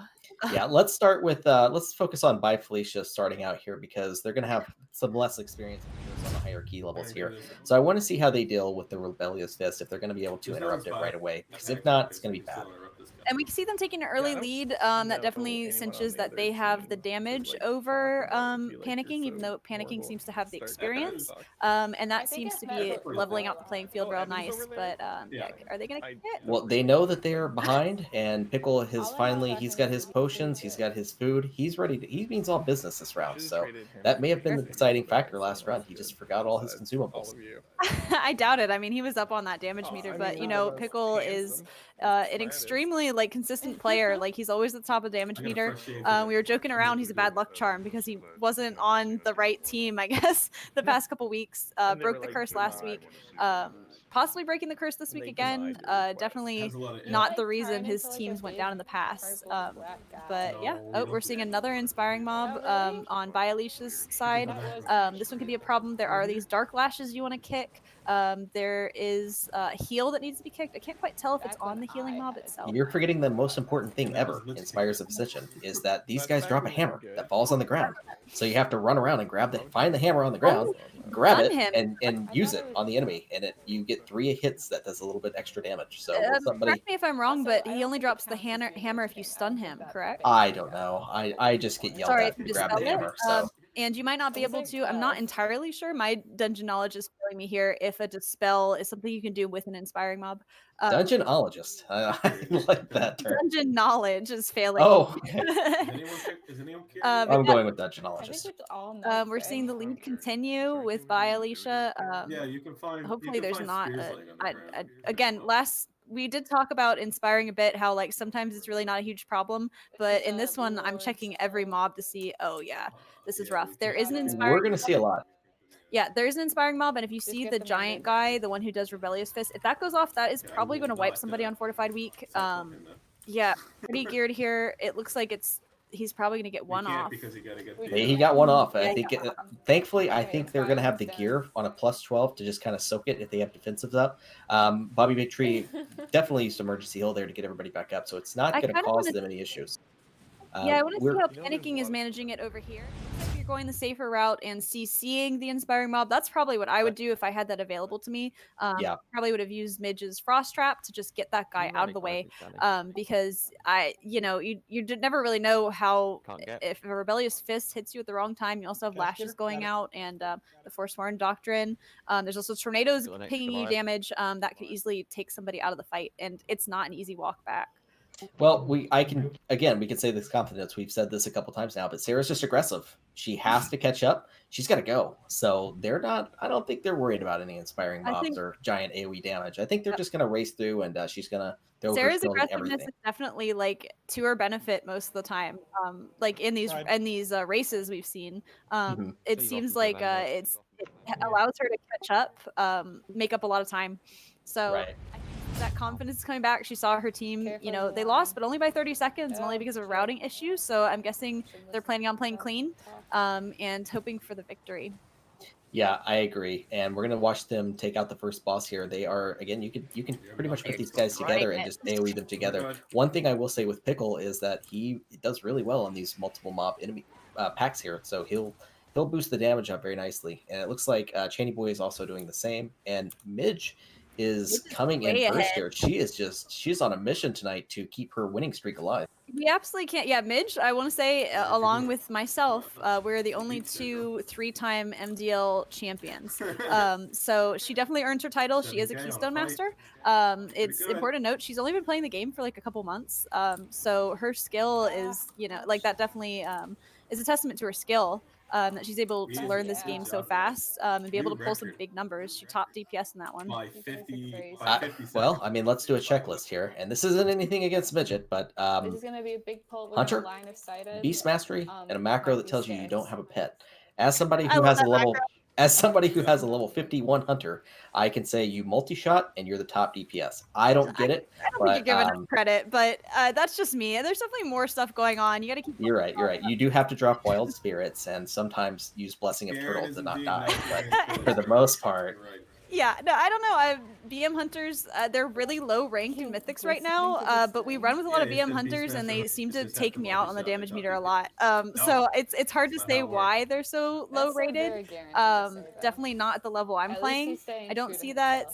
Whether or not the spec is easy, I mean, everybody has an argument of why their spec is hard. And it looks like Panicking is catching up a little bit. They're just one pull behind, just like how they were the entire the other side. Yeah, we'll switch to Panicking. We'll watch them take out this trash. We did have a death on by Aleacha's side, but I don't think it's going to affect them too much. They're getting a little bit low, but Panicking here is they just wrecked the boss. It only took them about a minute to get it done. So we'll see how they do this pull. This is one of those, as you were saying earlier with the routes. I think this is the biggest difference maker. Sometimes we see a tank pull half of one side and then go to the other, or just go to one side and commit to the other. It's very weird. It's very weird what we see. And you also have to keep in mind that both sides thankfully have the spears that they can use if they have a Kyrian. So that's something to take in mind as well. I personally like going the left side now that we've actually seen that, because I hate the left side. Really? I hate it. It just feels slower. I don't know what it is. It's because of all those what's the mob called who gives everybody a damage reduction? I have no idea. Giant captain. There's just too many of them on the left side, and you really feel pillow fisted for a lot of it. I feel like dangerous mobs on that side, but it just feels so slow. And especially in a race like this, that is getting my blood boiling. Like, why is this taking so long? I'm thinking about the right side, where there's I think it's the second to last platform, where you have a pack of the little rims flying at you. These guys that you see here, the ether divers. You have a pack of those padding. There's like 8, or I'm sorry, there's like 5. And then there's another group that is padding with them. That's more of like a larger group. So one bad pull on that, you have about 20 enemies with you. And that can be bad, but you never plan on it being bad, do you? Like, you just kind of hope it's you just kind of pull it all and hope for the best. And yeah, I've seen that pull, even if it's, like if you get that second pack halfway through when you're working through the first pull, it's survivable. If you get them at the same time, that's kind of a nightmare. But I think people know, at least I feel more comfortable on the right side because I've run it most of the time. You know when to expect it. That's really the only part. But it looks like everybody, correct me if I'm wrong, everybody's going right now. Yeah, they're looking good. And while they're flying here, I'd like to make a call out. Looks like Haywire in the chat is telling me that without Barb Shot, you're doing it wrong. So I would assume that that is the Beastmaster Hunter's only other I would- button that they press. I would like So to call out- I know they have like 6 buttons total, as opposed to like a Ret Paladin who has like 25. 25, So right? it's just unfair. Like I said, everybody seems to have the an difference argument of why their spec is the hardest, and I know that you seem to be the most passionate about why Ret Pally is a 14-button rotation compared to a Beastmaster's 2-button rotation. And I can see like Haywire, who frequently beats me in DPS by managing things like Barb Shot, and I'm sure this is boiling the blood of many hunters out there. It's a very popular class to play. That's just wrong. There's a lot more buttons you have to manage. No, well, we'll see. I'm leveling a hunter now, and I am definitely somebody that will admit when I'm wrong. So we'll see if that happens. But let's go ahead and before we complete a dead horse, I think the benefit that BM hunters have is that they can move and stay in range and cast the entire time. So moving around, while continuing to do damage and not having to stay in melee range is a huge advantage, especially in Mythic. There's so much dodge. I don't agree. I think the difference can't maker argue. here. No, we can. I think the difference here is that Beastmaster Hunters can just type /nap, and their pet will just swipe away and do all the damage for them, and they can just kind of chill and hang out. But as we get back to the run, before we argue about this for about 3 hours, we're seeing that By Felicia is storming through their platform really well. They're getting boosted along by some tornadoes and dropping some enemies. No deaths that we've seen so far that's notable, and they're making good progress. They're about 10% ahead on the enemy forces. Just the one death that they got pretty early on, I think. But yeah, no deaths since the first boss, I believe. Yeah, and here we're seeing on by Aleacha's side another annoying inspiring pack. All of these guys cast a poison around, and if you're throwing kicks out, it's really not that big a deal. But when you have like 5 or 6 guys throwing poison out and you can't kick any of them, that can be a little bit stressful on the healer. Yeah, agreed. Overall, I mean, it's looking good for both sides. Both teams are playing it safe here. We have the 2 Goliath pack, which of course is very, very, very dangerous for panicking. Very suitable name for this pack if you're a healer. But it looks like they're going to get their interrupts. Yeah, they managed to get both. So now it's just a matter of just beating them to death and moving on. Yep, it looks like that is the case. That would be a terrible spot for one of them to be inspired. Looks like Blizzard isn't throwing that at us today. Coming up, though, on by Aleacha's side are definitely some packs you can wipe on. This is what you're talking about, where those snakes at the top can line up with another pretty large pull. Right. And if you pull them both at the same time, that's pretty much a wipe, and it is an extremely long walk to get back here because of all of the downtime when you're flying across with the Kyrian Angels. But it looks like they're doing all right. The next part is really what's going to cinch it. Sure. And it looks like I'm getting corrected one more time. It looks like /nap, and maybe your pet will take a nap with you and just decide to drop out of combat. So it doesn't matter. The Beastmaster Hunter, the only Beastmaster Hunter in the run right now, is doing very well and keeping up with the team. And I can't really say anything about them right now. They're doing well, even though my hunter hostility aside. We have never mind. We have a nasty pull here. We'll see if they're able to use some defenses. I wouldn't run. I would commit. We've already seen them take out 200 birds and a prideful before. So what's the difference here? Never mind. Sarah is dead. I hate to say. Oh, Sarah died. I hate to say this could get worse. Okay, she's back up. But they could have pulled that extra pack too. It was really, really close. I thought that's what was happening. I saw the Prideful pull up and I was like, oh, this is an absolute wipe if they got both of the giant packs and Prideful. But it looks like they're rallying together, able to take down the birds pretty quick. Prideful's just sinking. So their damage on this is great.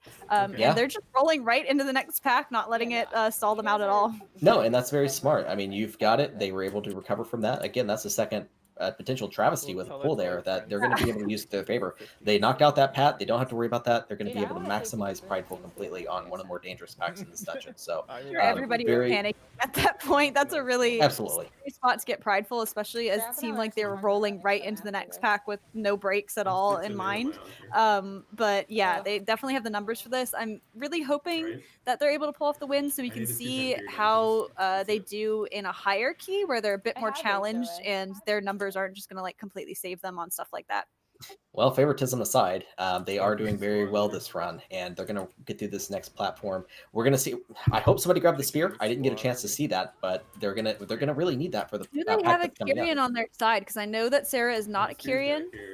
Pickle is. Oh, Pickle is Kyrian. Okay, yeah. I I'm don't not know if he is or not. I'm assuming he is, but I think every monk is, or most monks are going to be. Say that with our group. I mean, we have some unconventional covenant choices across the board. But yeah, I didn't see the spear pick up. That's not something I'm normally used to watching for, because that's definitely not my job. So I don't even know where the spears are, honestly. They're nice, big, and glowy, and laying on the ground. So to be honest, the first couple times I ran this dungeon, I intentionally didn't run this dungeon a lot because I wasn't a fan. But when you start having bad luck and getting it as your key every week, you get it. But we'll see if they pick that spear up because they're going to need it for this pull. Kind of hard to decide who we should be focusing on here because Panicking is working on that poll that almost wiped out by Aleacha, but it seems like they've got it together. The poll that by Aleacha is going on is like the big wipe poll. There's just so much going on. There are a lot of things you have to kick. That captain has to go down quick, and yeah, they didn't have the they spear. don't have the spear. They're at least being smart. I kind of clutched myself because I saw two CCs go out. We have a trapped enemy, and then we have a paralyzed enemy, and I saw some arrows go flying. So I disoriented there too. but we're good. Yeah, it looks like they're managing it, but yeah, if they were to wipe on this pack, which it looks like they're not going to, it is the longest walk back in the Not dungeon. over yet. You never know. I see Sarah has ancient keys up, so that's gonna help her, but you never know what's gonna happen. Storming is insane, especially when there's stuff that you need to be dodging and stuff that you need to be kicking. If the storming knocks you up as you're about to get a kick, or if it knocks you into one of those big black poles, then you're in trouble. I'm watching this and it's making me sweat a little bit just because I know how many times that we've wiped on this pole on Fortified Week. It's harder than any boss in this dungeon in my opinion. But they're taking it slow and steady. Looks like no wipe, and they're getting prideful before the boss, which is great for a team that has so much melee. Surprising to hear you say, because during the second boss, you are kind of very chatty. Yeah. You're watching where the balls are going, and you're getting knocked in the air nonstop, yelling for Bob, yelling for I had a Gil. bad experience early on. Actually, Dally, the arms warrior, and we were both super undergeared, and a guy was carrying us through a 10, but he wasn't quite geared enough to actually carry us through it. And we had a nightmarish time with that boss. So I still give it the reverence that it's due, especially as melee. If the tank isn't lining up the boss to drop the pools in good spots, it can be so difficult to keep track of as melee, especially if there's going to be tornadoes going out. I'll admit, I get chatty during this boss. Most of the time I'm saying, I'm dead. No, I'm fine. So I take up a lot of comm space doing Speaking of dying, I would like to say that Aleacha had the spear, but unfortunately they lost most of their team to this pack. Again, they didn't CC anything. Maybe that was something. Panicking. They went ahead and went for it with the spear, and they didn't have the DPS to quite knock everything out with it up. They lost a couple of people here. So. It looks like Aleacha is going to the boss, so I might want to switch to Panicking because I'm guessing they're going to have it just fine. It's already at half health. Like I said, this pack right before the second boss is harder than any boss in this dungeon on Fortified Week. We see battle res is back up, but they're really behind. There's a lot of full health on that. If they wipe now, they don't even have any mobs down, I don't believe. I'll give credit to Aleacha. The generally aggressive Sarah decided to. I won't give it all her. Maybe it wasn't her advice or her suggestion to do so, but using several forms of CC really helped make this pack easy for them, as opposed to panicking here with even the spirit wasn't enough. So don't know if that was a DPS concern or maybe they just had some bad RNG with where things attacked when the spear effect ended. But we just see Cal went down again. So if they don't get this group down now, they're going to have to do this again, and that might cost them the entire run. This might be a wipe. Yeah, if Cal's down, I don't think they have any battle reses left. I might be wrong on that. It looks like the healer's just holding on aggro. Oh, Cal's back up. Oh, but the healer just went down. Unfortunately, he released, and they reset the group. That hurts because the squad leader survived. The squad leader survived. That's extremely rough. We're seeing like quite a lead happen on Aleacha's side. We are, but Yeah, it's but they it's had a not lead over yet. before. They did, and we don't know what's going to I pop happen with spear DeVos. and Maybe avatar they'll miss a at spear. demoralizing Coming up, maybe they'll shout on accidentally not skip everything, this and group, pull still by I accident. lost I think it's Aggle still too about early to 3 tell, to but 1. that is really devastating to see Panicking wipe on that pack It's because it's absolutely devastating, such a especially long trip back. yeah, like I said, the reason that this pack is such a nightmare is one because of the difficulty, but two because of the walk back. And Inspires, yeah, they're gonna probably still time this with plenty of time left on it, but in a race, this is a huge problem. You know, having to have all this time where you're stuck in a very slow angel fly from one part to the next. Here's another part we're coming up on by Aleacha that could wipe them. I know I've messed this up a couple times, but figuring out which packs to skip, how you're gonna make it over. I see Midge camoing and just going across. Oh yeah, they have a shroud. They have shroud. Yeah, that's gonna. Oh, Unfortunately, no. it pulled. So again, this is one of those things you never Yeah. know. People get uncoordinated with this and maybe risk it. And Okay, we need to get this guy down. hopefully this I can kind of help the other side like catch we'll up have a to little catch up bit. a little bit, but not Yeah. too. One I'm thing that guessing it is right for going to do sure. is help them with the percentage. So they're not going to have to worry about pulling too much at this point because they're going to have it no matter what. Aren't we gonna have to Yeah, but the problem is that they might end up getting pride at a weird spot. Hopefully, I think yeah. no matter what, they're going to be able to get prideful on the guy. I'm not worried about the bosses. We've seen our both teams just annihilate every boss that they've come across. It's been under a minute and a half, other than of course the final boss at the other side. I'm thinking I want pride for the taller enemies, the elites up on top. Those guys are dangerous on fortified. I underestimate it sometimes, and one of those black waves can almost take me out, and it's not good. The problem with getting pride before those mobs is that means you're way over percentage because those mobs are huge percentage. How much percent are they each? They're like 4% each or more. Yeah, something like that. 3.5 to 4% at least. Okay, yeah. So it's like you're having to pull an extra 4% of the dungeon just to get pride on those mobs. It seems like a little weird. It's interesting to see on these routes. Very similar. They both opted to get prideful on the second boss. There's two different routes that are commonly run. One that you get prideful on the second boss. One that you get prideful on the third boss. So I'm guessing they thought, you know, both teams were like, we're pretty melee heavy. This boss can be really hard if we switch over to panicking for melee players if the tank doesn't line it up right. So yeah, we might be seeing that's the reason they chose to get prideful on the second boss. Yeah, well, hey, even with fortified weak, this guy is still dangerous. It's so chaotic. Thankfully, again, as I'd mentioned, not these bosses aren't very long, so they're going to get through it pretty quickly. Yeah. Oh no. Okay, I'm by Aleacha, and it did they wipe on or did Midge just die? It's kind of hard to tell because she's got the camera. But yeah, those spears are a nightmare if you don't get to the right spot. She doesn't release.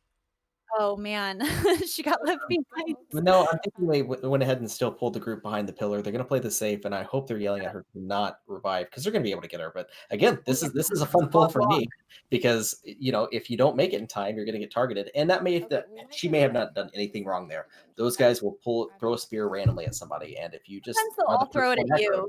Yeah, There's exactly. other people to throw it at. So that's most likely what happened to her. But there's the res. She's safe. Okay. Yeah, it looks like they're just keeping the lead. Those were two big, like they made a mistake on the stairs, and those spear mobs at the end can wipe the group easily, even though I don't even think they're elites. They just do so much damage on fortified, but it's not going to stall enough to give Panicking even close to a lead. No, behind, and they've got to count. To be honest, and bearing a wipe, I don't see how they're going to catch up from this point. Obviously, I hope that Aleacha grabbed the spear because they're going to need it for the top. If they didn't, that's a disastrous area to wipe on because you have to waste all that time flying. If even one person dies, you have to fly all the way back at the top. They're also going to get a prideful up there as well, so that's gonna help them in the long run. But at the same time, it's a little bit more time that they have. Ideally, you want to get it prideful after those three mobs typically on these routes. Week, I wouldn't say so. Yeah, but what's going to happen is they're going to get it in the middle, and that could be a huge mess. It could be a giant mess. They're not. I don't think they pull, and you have to make them pull. Okay. So I'm thinking as a group, because Davos it's a time waster of a fight. It's kind of like the final boss of the other side where, but you have to stall for time due to the spear. So help with that. It looks like Aleacha's doing really well on the boss, so I kind of want to switch over to Panicking because it looks like they made another pull. They pulled a pretty big group, and yeah, we're seeing a I think they relied on they were relying on the Warlock portal, and I think maybe there was a mishap with. I see the Warlock portal in the correct spots. I totally I'm not exactly sure what happens. It's kind of hard to see when you're only watching one person at a time. It doesn't look But close to me. yeah, that looks like a wipe. We have a Minder Oh, just no, running that off to. question Oh, I was see. They pulled a group behind. Them, yeah. So, Some that's pets not good. do, I assume maybe there was because some like for instance, necrotic miscommunication or maybe some inexperience on where you should have walked. But we got another guy just charging away. So hopefully these guys will reset and they can pick it back up. They don't For sure. pull, but I Yeah, and we see on Aleacha's side, no problem with the boss. We're definitely seeing them take a huge lead. Like I said, I don't actually see them wiping on any of these packs unless something really catastrophic goes wrong. They seem to have the damage to just not to kind of like ignore some of the more difficult parts of the dungeon. But it's hard to say. I feel like with Spires of Ascension, you're not really out of the weeds until the last boss is dead, because there's something that can go wrong. I agree, and I will say Shadow Mel played very well because Mary was able to get out of combat, group res her team instead of having to risk a run back. So we'll see if anybody gets picked off here with spears, but so far it looks pretty clean. Panicking, it looks like they all got around just fine. Pretty quick cleanup on that one. It's not as long as a walk as wiping on that other pack that I've given so much reverence to. So yeah, I mean they're catching up, but I don't think there's anything that can happen except for like maybe even 2 wipes on Aleacha's side that could allow them to catch up. Right. Yeah. No, it's looking smooth at this end. They're pulling an extra group just to make sure that they can confirm their percentages correct when they're going up top. But overall, it looks like Aleacha is about to get the first ad down. Who isn't too much of a big problem. It's when you get another buff added to the next mob. So when you have 3 of those lining up on Fortified Week, it's just straight nasty. But so far they're clearing through it pretty well. This is the one that's not too fun. They're going to have to watch out where the spear lands, or people, especially with 2 melee, they're going to have to really watch their positioning because they don't want to overlap that and potentially have 2 deaths with 1 wave. And let's not forget about storming. You kind of have to watch tornado as well. We've seen it happen where you'll get knocked up from a tornado and get hit with a mechanic. So we might yeah, definitely can be a mess. It looks like they're handling it just fine though. So I'm going to switch back to Panicking as they work on the boss. This boss has a lot of health. It's not too difficult. It's just a bit of a slog. And if you start to mess up a little bit, it can be a huge problem. This was a tyrannical week. I'm looking at the group compositions here. If this was tyrannical week, or even this week, how are they going to deal with absorbing the orbs? They do not have anybody that can just go immune and eat them all. They are bad for team composition. Right. So Aleacha had, if this went 2 phases, they had Sarah's Bubble and they have Channy Boy's Cloak of Shadows. And Turtle. And Blessing of the Turtle. So you're looking at this other team here, and they've got nothing. So I don't think it'll matter on Fortified, but overall, that's a nasty group composition for them. I'd probably have the Fury Warrior take it. I mean, they do have a damage reduction. They could even ignore pain. And he's very geared, so I don't think. Yeah, he's using Spell Reflect. But yeah, they're all taking it. Yeah, they had to round it up and kind of balance it out. Everybody kind of ate it there. I'm just picturing you're yelling that you're dead, you're dead, you're dead. But yeah, I don't like taking them personally. Like if I as the Fury Warrior would like have to do it, I would be very uncomfortable. Because I don't have an immunity. But yeah, it looks like they have the team coordination, they have the teamwork in place. They just don't really have the numbers on their side. And those 2 waves, there's no way to catch up. We can see on Aleacha coming into last. They're catching up, and this could be their kind of, as you like to say, their redemption run, because they are well in lead here, and they're taking on the 4th boss while Panicking is just heading up to the platform. That's a long flight. I would say it's fairly easy, but you can wipe really quick if you miss a spear, or if you lose somebody early. It's just a time-wasting fight where you kind of have to wait for mechanics and RP stuff to go on, and thankfully they've got a lot of time to spare. I would say almost every mechanic on this, like if you don't get in the abyssal detonation, you will die instantly. If you get hit by run through, it's not an instant death on Fortified, but it does do a huge amount of damage, especially if you already have been pinged by the lost confidence and are low on health. So I mean, I feel like it's got to be tricky on the healer side. But I don't know. What's your perspective? It depends. As a holy paladin, we have a lot of struggles. We have a lot. We don't have a lot of AoE healing. We definitely don't have anything. As I'm playing other classes, I'm realizing what you have. But as a holy paladin, we don't have a way to just immediately get these cleanses out in a way. Thankfully, we have Glimmer. We have Divine Toll if you're going that route to keep everybody up. But unlike that, we have 2 druids here that are able to just apply all kinds of hots, spread them out evenly, and as that debuff is ticking, so are the hots. So it's kind of just counteracting each other as opposed to just Holy Pally where you're just flat trying to top everybody up and keep everybody up. So I don't think it's too big of a challenge for Restoration Druid. And as we've seen with Bobby Victory, no problem at all. Seems like everybody's doing just fine. Yep, they got the spear. Everybody's health really high. Panicking is again just seems to be one pull behind, but these pulls are big. They're big problem. I really think that wipe was what set them back, and we are going to see by Aleacha go ahead and knock DeVos out here. Very smooth run. We got one more phase, but the first time, I don't think they're going to miss it this time. Yeah, you never know. I mean, I've missed the second spear before. It just happens. We run enough times. I'm sure the pressure is on. They don't know if they're behind or ahead. They didn't have the cleanest run ever, even though it was clean in comparison. So the stress might be getting to them. You know, you miss a spear. It just happens. Throwing the spear. Sarah throwing the spear? It's so hard to tell. Yeah, I think it is. Yeah. So that's gonna, unless they're bearing any bad incidents here. So Sarah doesn't die here. No, she bubbled. She bubbled. She's safe. This is what I was talking about. Yeah, this is what I was talking about, where it just a lot of damage just stacks up really quick. If this was tyrannical, we would be seeing a wipe because Pickle went down. Sarah was, within 10% of her life when she threw down a bubble. I mean, she's a very experienced player. But yeah, that got a little close. But that we can call the win for by Aleacha. So we're going into a 3rd round, which I am very excited for. Let's bring Sarah in. Bring Sarah in. You can go ahead and interview her. She got her redemption run and she tied this. Very good job. Sarah, you won.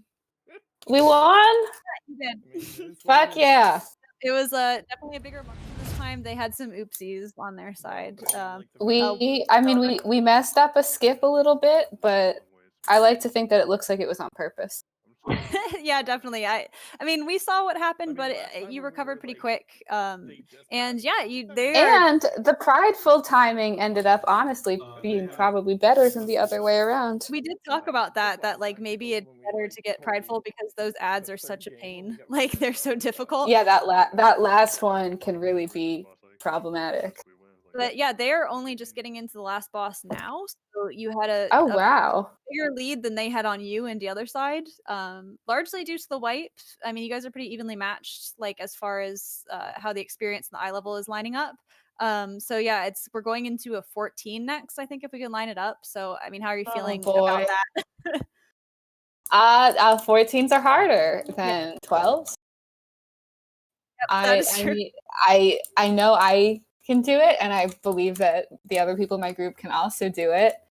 So I guess it'll just be kind of a matter of actually accomplishing it. After the first run, Theater of Pain. The highest key that I've done? No, Theater of Pain. Yeah, the highest key you've done for Theater of Pain. Sorry. We're going to Theater of Pain. The highest Theater of Pain you've done for that. Oh, well, that's embarrassing. The highest Theater of Pain I've done is a 10. Okay, so yeah, but that is more of a not running keys so often. Yeah, are we 100% that we're going to get Theater of Pain? I can't remember if we had it on the other. That's what's next. So if you want to, so exciting. So one thing that we ran into when we were did a Theater of Pain run is that you get the storming on that platform where there's also tornadoes. Yeah, the last platform with the tornado caster. Yeah. It's so tiny. There's 3 ads, so you get a bunch of tornadoes. I'm wondering, I know that you and I have tried kind of an unconventional route with Theater of Pain before. Are you going to try to not get prideful on that tiny platform, or are you just going to like kind of YOLO it? Don't give your secrets away. Don't give your secrets away. Because I don't know. I think the biggest problem there is the tornadoes combined with the caster and the little amount of space. So I mean, I think if we can survive that, getting prideful there wouldn't be a huge deal. Yep, I'm not sure. I'll have to think about it. Yeah. Well, you're gonna have a bit of time to think about it as we kind of like go into another break pretty soon. But yeah, we're just watching Panicking kind of get into their last boss. Is this the first spear phase or the second? I didn't see This is how the much. second, and they actually got it down. So we're gonna head and wrap this up. And yeah, good job, Sarah. You guys were able to. Woohoo! We saw some aggressive pulls, which is kind of your trademark, and they Only one of them was on accident. Yep. That surprises me. But hey, good job. Go ahead and let your team know that they're going to head to the Theater of Pain, and we shouldn't have to drop the key. It should be good to go. Yep. Right. All right. Let's bring Kel in and have a quick talk with him. Yeah, you can interview him. Oh man, that was a run. Yeah, I don't know. So I'm the pack we wiped on. It's weird. So I used spear, of course. Mm-hmm. I popped all my cooldowns, Avatar, my spear, which does a ton of damage, and Ravager. As soon as they broke out of that stun, I lost aggro of about 4 of them. That seems, from what I've heard, that seems to be a challenge. We were kind of curious. We're always debating back and forth of what the strengths and weaknesses are of tanks, and I've kind of seen that we struggle with aggro right now. And we did see some mobs run loose, so I thought maybe that's what had happened there before your team unfortunately wiped on that pack. The eye level definitely doesn't help with that. Keeping aggro. Call him out. Let him give. I mean, definitely not here. knock at all. Like, I mean, your skill that you're able to pull off a 12 and you still timed it. Like, with a full wipe on a character that is, I think, objectively undergeared. Like, that definitely speaks to your skill. Yeah, I'm not upset about it. It's kind of just like, I don't know why Blizz brought back the threat issues, but it's still a thing. Like, if I'm popping on my cooldowns, I should not even lose aggro. But I did. It's kind of like frustrating. Like, why would we have that issue? For sure. I agree. And I don't understand it myself, especially when other classes, protection paladins, for example, can throw a shield and just gather everything up instantly. Your druid who's able to like cleave with every ability and has no problem keeping threat. Thrash is pretty crazy as well. But overall, a little bit of a struggle there. You guys were unfortunately not able to win this round, but that puts it at 1-1. So we're going to go to an exciting final third round here. And the difficulty is getting boosted up. We're going to Theater of Pain, if I believe. Okay. All right. Well, again, thank you everybody for viewing. This is the end of our second round. Teams are tied up 1-1. So we're going to go to our third round here shortly. We're going to take another quick break, and we will be back with you in about 5 minutes or so. See you soon.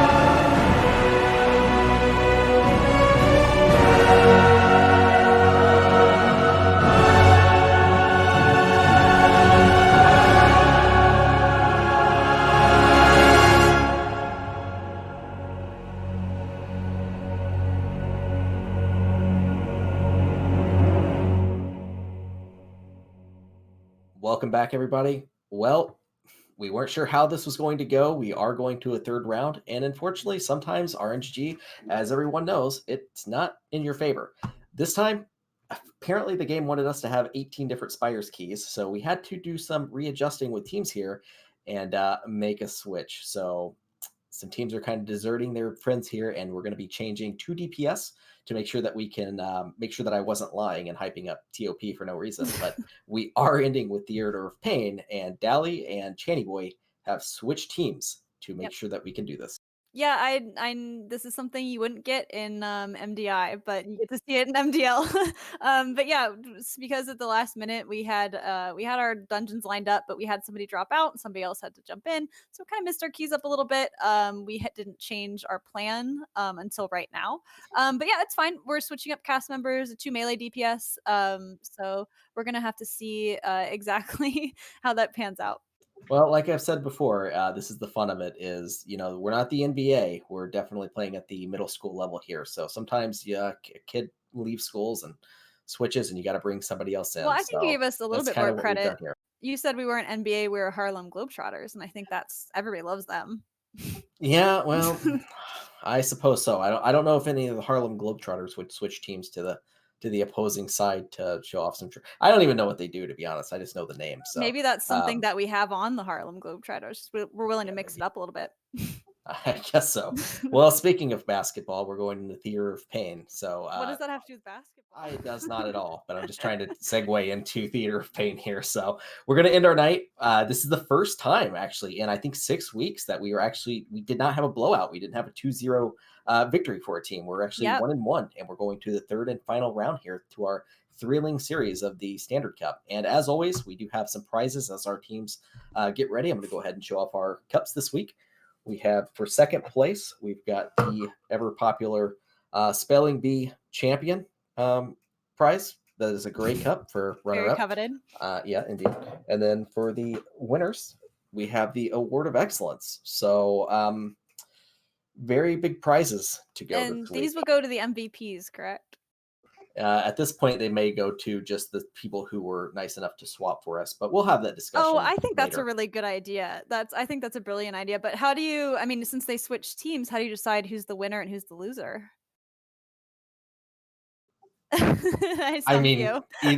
No, because they're on their team. So either way, that one person is 2-1, so they would still give it to whatever team that they won with. That's so technically fair. They're tied. So whoever wins this round wins. In my book, I think that both the ribbons are equally covetable.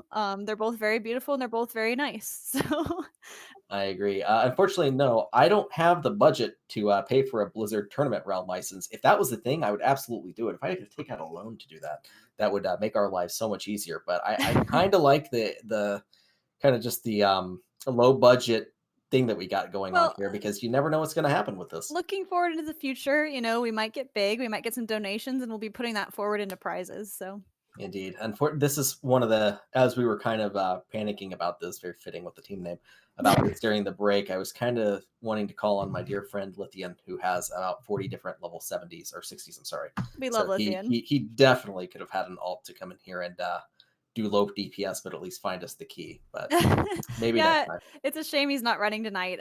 He's got a little bit of that pickle bad luck. I don't think he's won one yet, despite being a really good healer. So I think tonight he just decided he just wanted to watch, maybe pick up some tips on how people are running. But I'm hoping to see him in the fight next week. All right. Well, there's no reason to compliment Lithian. I was just kind of wanting to put him down a little bit at the moment. So anyway, just joking, Lithian. We love you. Anyway, our teams are ready at Theater of Pain. Again, going into the third round. We're running on some time here. So let's go ahead and bring the teams in and hear what they have to say. Go for it. It is Channy Boy and Bobby Big Tree. We're going to bring them in and have just a quick let the teams trash talk each other real quick. I'm not going to say a word. Guys, you're both in here. It's the final round. What do you have to say to each other? I love them. I can't believe I'm taken away from my team. I can't talk trash. This guy's from my hometown. We live in the same city. Same town. But we can't trash talk each other. No, man. Cheney, I wish you the best of luck. You're still going to lose, but I wish you the best of luck. Yeah, I mean, you know what? It's going to be sad when you lose, but I'll still send you that poutine from last time. I'm from Dartmouth. I'll just come over with a knife. You know what the best part of Dartmouth is? The view of Bedford. Just Bedford. The Just best part remember about that. Dartmouth is the Two Bridges going to Halifax. Get it right. Yeah, that's true. Any way out of that town's a good way. All right, well, that's definitely enough of that. But yeah, all right. I can't help but point out that you started the sentence with "we can't trash talk each other" and ended it with "I'm bringing a knife to your house." So. I mean, my wife has a shirt that says I went to Dartmouth and all I got was stabbed. So Curtis Worth made that shirt. I know that guy. Yeah, I lived across the hall from him for a while. Oh my goodness! Let's go ahead and put our keys in. All right, keys going in. Oh my god, the Clash of Canadians. They start off hot and then end up talking about T-shirts. So I love you, that's bro. what you get. All right, go ahead and put your guys' keystone in. Yep. Yeah. We just need a bit of a second. Rag needs to reset his system, or somebody. So they're resummoning somebody. So you have a second. You know, if you want to talk more about poutine or whatever Canadians talk about. You know what? I just want to say Graham seems like a great guy, and once we're at a lockdown, we're gonna go get a poutine. It's on me because I love that. He died last. Yeah. So there's bets going out during the run. I only died last because I have pod tender. Yeah. Barely. Otherwise, I would have died first. Are you guys gonna make a bet right now of who's buying the poutine? If the other second team wins? time? Yeah. Oh, you know what? I'll buy the loser has to buy the drink also. There you go. There you go. So we also have a bet writing on this one, so that should make it a little spicier. Oh, there you go. Then I'm sticking to this Clash of the Canadian names of this final round here. So if you guys are both ready and teams are ready, go ahead and put your keys in and make sure the activate button is lining up. As usual, I will count down from 3, and then when I hit 0, please hit the button. Okay. I think we need a second just to make sure they have the ready check going out.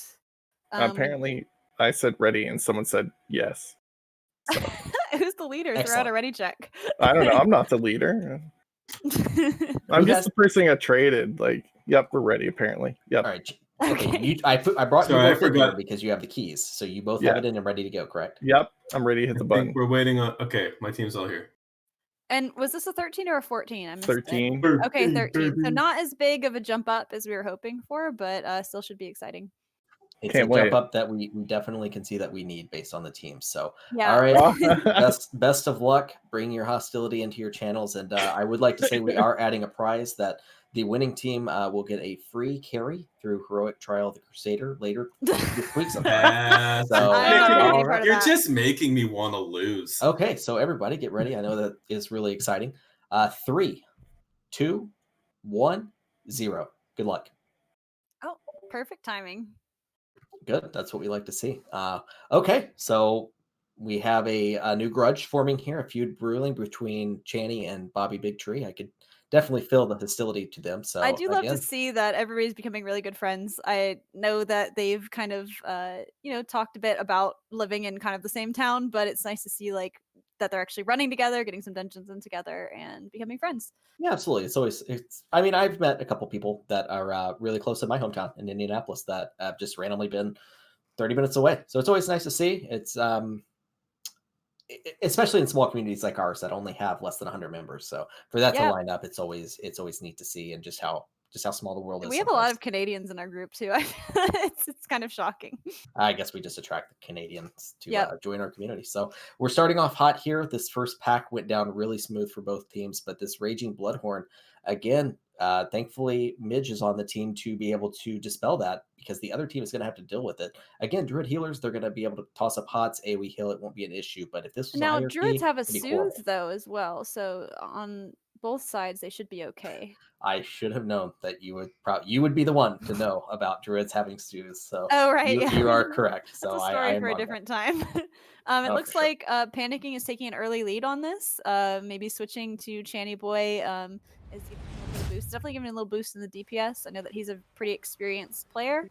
But yeah, going to the first boss. But I will say, Aleacha is not that far behind. And in this dungeon, where there's a lot of places where you can easily wipe. I know we talked a little bit off camera about the platforms and a little bit on camera, but that is the spot I will be paying really close attention to. I think there's like an almost 0% chance they're both going to do it cleanly, just based on my own run percentage. But yeah, it looks like they're pretty evenly matched still, even with the switch up. I'm just thinking. Got 10 seconds on my interrupt. Everything in my head now, if I'm one of these runners, I'm thinking it's 1-1. I've got to win. I've got to win the Award of Excellence ribbon. I've got to win the Trial of the Crusader run. and I have to win the bragging rights. So there's a lot. This is a history-making run here. There's so much on the line. Well, on I'm at the edge of my seat. On Aleacha's side, if they were to win, Midge would be a 4-time MDL champion. She would be the only one holding that title since I haven't run in a couple weeks. Yeah, she would. She would be on our website that we don't have as the top runner on the website, top rank. Even though I know Midge, she also streams a bit. Like if one time she wants to take over commentating, we could put that below her name, kind of similar to how mine goes. And if she gets the win on this one, it's going to highly motivate me to get in the next run instead of commentating. So so I can pull up another win. Well, she's going to have to really push it this week. Their whole team is going to have to for this run because they are officially behind. Not too far behind. It's still really early. We like to kind of call this behind ahead thing really early into the run. And it doesn't matter until certain key locations. So we'll see how the platforms line up and which routes they'll take. Are the teams going to go the same standard routes and go for the PvP boss? Or are they going to loop around and go for the hard part first? Yep, and they are just finishing over on Aleacha, and a little slow on that boss, slower than we've seen in the past. So I'm willing to put down that the damage tables have turned a bit, and they're going to need to just get a really clean run and hope that the other team does not, kind of like last time. Yeah, I mean, at this run, you're looking. Theater of Pain is dangerous. It's one of my favorite dungeons, but at the same time, we have one team with Aleacha with them being behind already, and Sarah's aggressiveness. This is a dungeon that I don't think that favors because there's way too many mess ups. So we'll see how they do. Especially on Fortified Week. I mean, it seems like more apparent that on Fortified Week, Theater Pain would be easier because it has the most bosses and therefore like the biggest like damage boost up on the bosses, and there's a lot of boss mechanics that are really hard. But the trash in Theater of Pain is nothing to sneeze at. It is extremely dangerous, especially these guys that we see Panicking fighting right now. They are like little bosses on their own. They take quite a while to get down, and those whirling blades, the one that throws the thing out, those are all kind of one-shot mechanics, especially as we get into the hierarchy. The 13 is going to be a lot more dangerous. My perspective as a healer is the crossbow guys are just deadly. They do not have an aggro table from what I've seen. They will shoot you they will put a dot on you that hurts a bunch. Sometimes it just blows my mind with how much it is. And especially when you're in a run like this, sometimes people forget they have their own defensive cooldowns and they refuse to use them. So when that thing is eating away at you, and if you get a bad stretch of bad luck and they're targeting you nonstop, they're going to take somebody out if you're not focus healing them. And when we have the upcoming 2-pack, it's especially something to keep an eye on. And I have a good feeling they're going to be inspired. I'm taking a look at Panicking's side, and we did catch a glimpse of the captain being inspired this time, and that can be pretty problematic.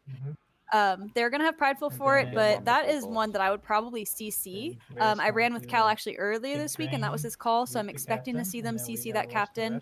But if that gets disturbed, that's gonna be a problem. Ooh, and it looks like the this is a nasty pull. The good thing is when that captain goes down, the rest of them will die pretty quickly. So you just have to get through it. I am watching.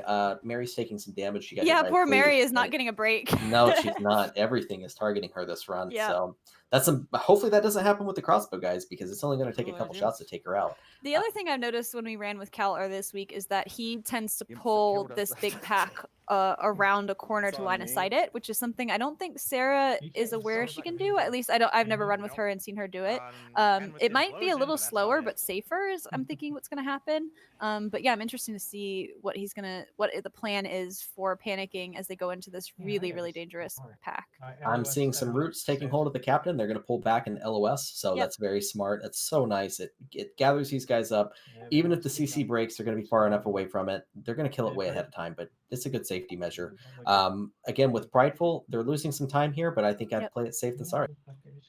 Yeah, it seems to be the case. They do seem to be walking really slow, but yeah, as the keys get higher and I see, the tank is losing aggro and the healer is picking it right up, but she's really experienced, so. Yeah, no, that's one thing that you're not really thinking about when you're a tank is when you're running this, Mary's heals are hot, so even though the tank is nowhere near it, she's just consistently generating a little bit of threat, so you have to have that snap aggro, which unfortunately, as Cal mentioned before, Warriors don't have a lot of that at the moment.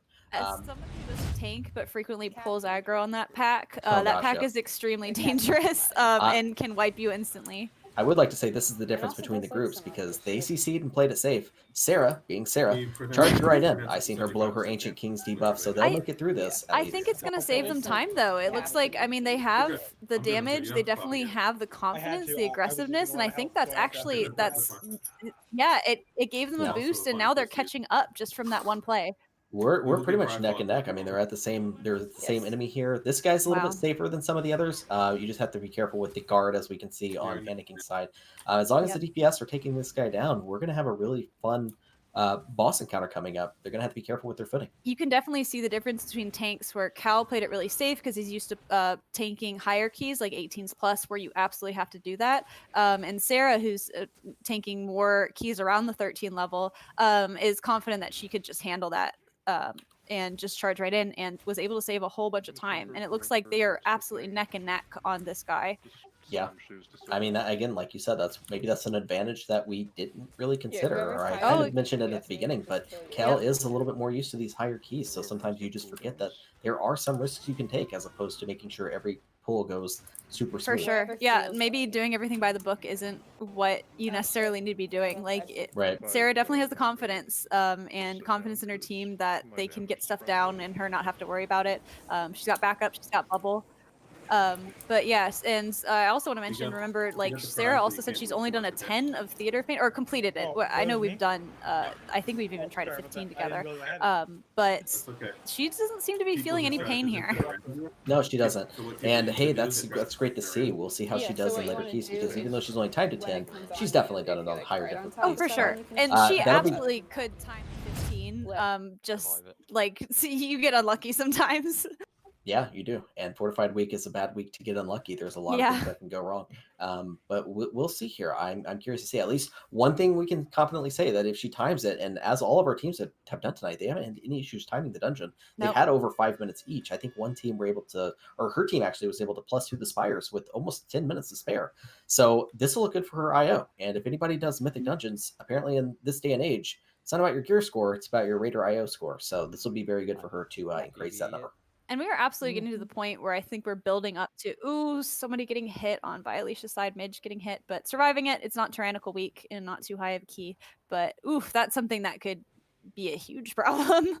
But yeah, no, that is what's nice, is that people are still getting their keys in, and we're working up as people get more geared to hopefully race some 15s would be my dream, and see some real gameplay. The dream, 15s. Getting the 15s big are league hard. there. Hey, I agree. I'm not going to be one to downplay some 15s because they are definitely hard. I will say, at least, maybe it's just one of those things, as you start doing them, they become a lot easier, but it really depends on who you're running with. In cases like the MDI, you don't know who you're running with until the day of sometimes. So that makes a big factor, as our teams have seen tonight. They don't have the coordination that maybe they're used to. They have to deal with somebody who maybe doesn't have the experience they're used to. And we're definitely seeing on Panicking side, they have the damage over by Aleacha's side. So yeah, it's going to come down to clean playing. But there, again, I don't want to downplay by Aleacha's. They are not that far behind. It's going to be a close game either way. It is, and they're making good pulls, so we will see how this goes. This is where we're going to see if they're going to do the pull here in Gorchop's room and then head off to the other side, or if they're just going to go through it. I think at this point we're used to seeing this route play out. So Kel's group, they at least know what route they're taking. But these pulls are nightmarish, and as we see guys jumping around and the healer picking up aggro again, there's an inspiring pack in here, and there's another pack that throws off a really incredible damaging thing. The what is it called? Withering Touch, or some kind of disease that makes my life as a healer miserable. Yeah, it's hugely problematic, especially if you can't kick it. But it looks like they're cleaning it up, even though Mary seems to have aggro the whole time. She's handling it. I'm hoping she's not yelling at her tank constantly. Well, I don't know if that's aggro, or if that's just the enemies. The smaller guys will randomly target a member and jump at them. So we've seen Mary have some bad luck in this dungeon already with getting targeted by everything. Yeah, I do want to point out, want to jump at her. We talked to Sarah a bit about not lining up Prideful with that tiny platform because there's so many issues with the tornadoes and things. And it seems like she's taking a different route that's not going to give her Prideful there. So they will not have it for the boss. So this I guess we're going to find out if that's going to save them time. Is it going to slow them down like once and for all? But I do like that we're seeing some different routing and get to see how it's going to play out. This is risky for me. I really despise this hallway. I think these souls are pretty dangerous with the debuff that they put on him. We had a death in the hallway. So that's one of these things that sometimes you play it a little bit safe. She just ran through, and it looks like it's paying off, but they did have a casualty as a result. Yeah, it's kind of hard to see. Somebody died there. Dally died. Yeah, again, he's a lower geared a warrior, so he might have just taken so much damage that his gear couldn't hold up to it. Yeah. Looks like he's coming back. Speaking of a lot of damage, this Portal Guardian here is nasty on Fortified Weeks. Absolutely. Soulstorm, including plus a dot that sometimes goes out. If you don't cleanse the dots and before Soulstorm goes off, that person could die. But we're watching these health bars just tank. Health bars are giving me anxiety. They do have Rallying Cry on their side now, which is great. But yeah, that got a little close. If I was a healer, I'd be panicking. I always do on these guys. As you know, they still have one I to get in go. a bad mood on these guys. Yeah, they do, and that pull is specifically nasty. That's why I want to watch it pretty closely and how they handle it, because they're gonna have a curse that goes out. They're gonna have the Bone Magus who cast the Bone Spear, which he spawns two different abilities. The Bone Spear is the one you have to watch out for because it will just kill somebody almost immediately on Fortified Weeks. Yeah, especially on a 13, we're gonna start seeing mechanics and spells wipe people. As on a 12, we didn't see that, or at least get them down so far that if they have any other damage on them, they're gonna be dead. Yeah, I would like to point out that Haywire in the chat has said that I'm very scared of these mobs, and I will be the first to admit it. Again, a paladin. If you have DPS that I run with sometimes and tanks that I run with, they can take this, and they don't quite know how to use their defensive. So hopefully this team will, so that they can prepare accordingly. Yeah, on Panicking's team, I was seeing that those health bars sank just as bad as they did on the other side. We're taking a look at Aleacha, and there they go. Oh man, like you said, it's one of the Soulstorm ads almost took them out, and this looks like, I think this is gonna be a wipe. That is a wipe indeed. They got down one of the ads, it looked like the Bone Spear guy who was inspired, I think. I don't know if I'm making that call correctly. So it's not too bad. I mean, we might, based on how slowly Panicking took that one down, I'm guessing they're also going to have trouble with it unless they decide to CC. Yeah, well, they're going to blow through. Panicking is going to at least blow through the two domains here. They've got the fortified buff for it, or I'm sorry, the prideful buff for it. So what I would have liked to see is maybe find a way to spawn the prideful on this platform, so you can go into the next one with it. But I'm seeing on Aleacha's side, Midge pulled an extra ghosty there. That's only going to put them at. I don't think that's going to affect the route. The one thing I like about slow them down a little bit though. Like, look at this; they're all stopping. Well, it'll slow them down because Sarah's still fighting the enemies on the other platform. So she's by herself. She's wasting her bubble trying to stay alive. So if she dies now and they run back, they're going to be in more trouble. She's still on the other platform. I totally missed that. She's hanging in there. She refuses to die. Taking a look at Panicking's side, yeah, they knocked out the Inspiring guy really quick, which is awesome. But that Portal Guardian is really up there. Okay, it looks like they're taking it out just fine. Yeah, I think this is where Panicking catches back up. I think absolutely. Again, this is an experience factor. This is an experience factor. It's hard to say. They were a little ahead though, because they finished up that first Plague Wing, so they're ahead on %.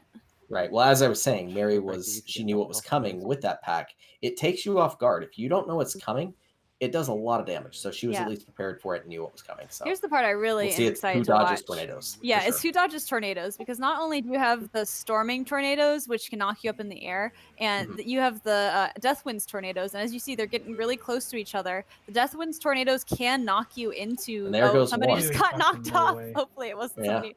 It was the tank. Hell got blasted off. This might be an equalizer here. I mean, we saw that Sarah built the route so that she's gonna have Prideful for that tornado group. Oh, they're going right. I guess okay, interesting. They're not even gonna mess with the tornadoes. They're gonna go for arguably the harder pack. But it might be a safer bet for them because the tank was wiped out. But it looks like they're able to kind of off tank it. They have a very highly geared Fury Warrior who can kind of figure it out. It's not gonna set them back that much. They were able to clear it without a wipe. Yeah, what I was hoping to see, I didn't quite get a good view on it, but we just seen one person get blown off. Again, heroic leap could have saved him there if it was up. I don't know if it was up, but I want to see the combo. I want to see somebody get hit, run into a storming tornado, and then get blasted off by the death ones. That's always entertaining to see.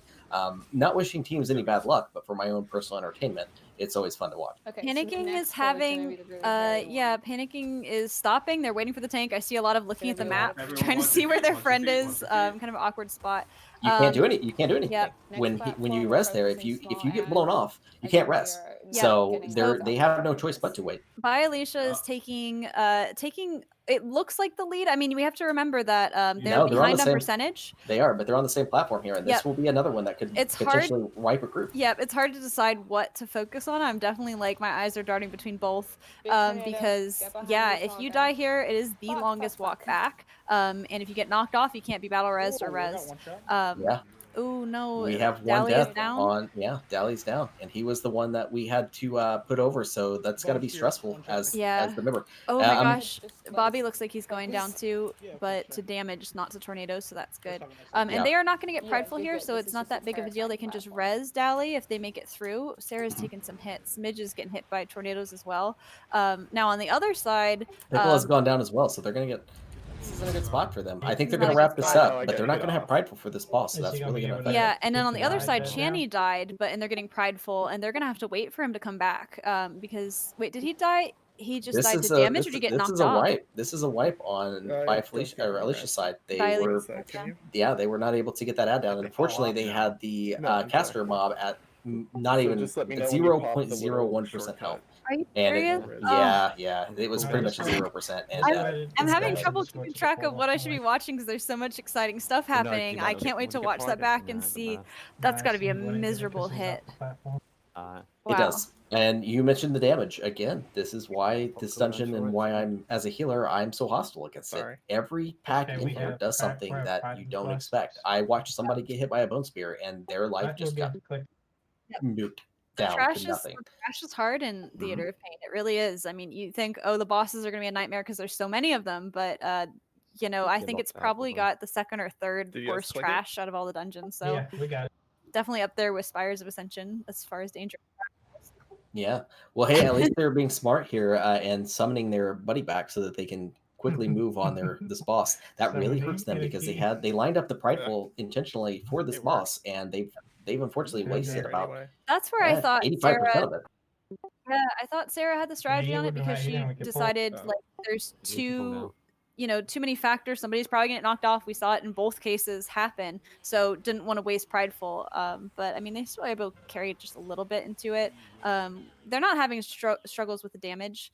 I think they're gonna be fine on this boss. This boss is pretty easy, although it's very annoying as a melee DPS because you have to be there's a lot of downtime for you. Oh, it's not me. There it is. I would say as long as they make it through this boss with no issues, the next hallway is going to be fine. They don't have anybody that can accidentally pull a giant mob that you're supposed to skip, so that'll be a benefit to them. But we'll see. Yeah. It looks like Aleacha's cleaning it up. They're not having as much trouble this time. Nobody seemed to have gone off, and no prideful because they already used it. So they're coming into the boss. Again, it seems like they're just right on their tails, but we have to keep in mind that Panicking did pull all of the Plague Queen, and they're gonna be able to just shoot right through that.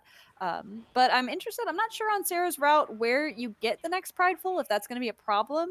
They're probably they'll get it. They'll have it for the big pack. If they don't skip, which I assume they're not going to, if they do not skip the giant mob who pats around in the when you're going to the bottom quarter of Gorchop's room, that's where they'll get the prideful. So the one benefit of that is at least they will have that for the massive pack that's coming up next. On Fortified Week, one of those guys is going to be inspired. That seems like an intentional placement for me.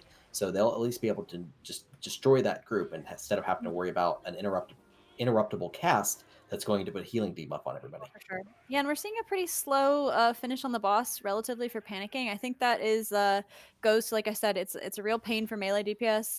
If you get draw soul on you, which you do often, you have to just walk away from the boss. Eben really pulled his weight, but their biggest DPS is the Fury Warrior, and I'm sure he's really frustrated. He got targeted by a draw soul so many times, and that slowed them down a lot. I mean, when we do this fight, as somebody who runs with the Fury Warrior, not going to name any names, she does claim that she does get targeted every time intentionally, and that she has to always have downtime. It's extremely frustrating. I hate that boss. It's probably one of the easiest ones. We're seeing on by Aleacha's side a lot of damage going out. Pickle almost down there. I'm not sure if they're mismanaging the bleed or the poison. But yeah, it looked like it was a close call for a second there. They managed to pull it off, and they're cleaning up the boss, I think, a little bit faster. It's kind of hard to say. Midge is definitely going to top that damage meter because, like we said, BM hunters, you can just walk, shoot, stand, shoot. Yeah, nothing really slows you down. So yeah, definitely the ranged people taking the lead on those. Well, I would like to point out that Rock there, one of the things and why we've seen Senior Pickle's health dropping is because he does throw out intentionally 2 magic debuffs, so that way healers can only get rid of 1, and then the other one you just have to heal through it. It does a ton of damage. On Tyrannical Week, I'm talking if you don't use a defensive cooldown as the person who has it, you might die because it's just so sudden. You're losing sometimes up to like 40% of your health instantly per tick, so it's nasty. All right, we're seeing them reach the same wing now, and we can really get an idea of how far behind by Aleacha is. They're like they're about 3 pulls behind. Yeah, I completely forgot that they didn't pull this, so my information earlier was wrong. They're gonna get prideful in this hallway. So 5 times. Oh, did you?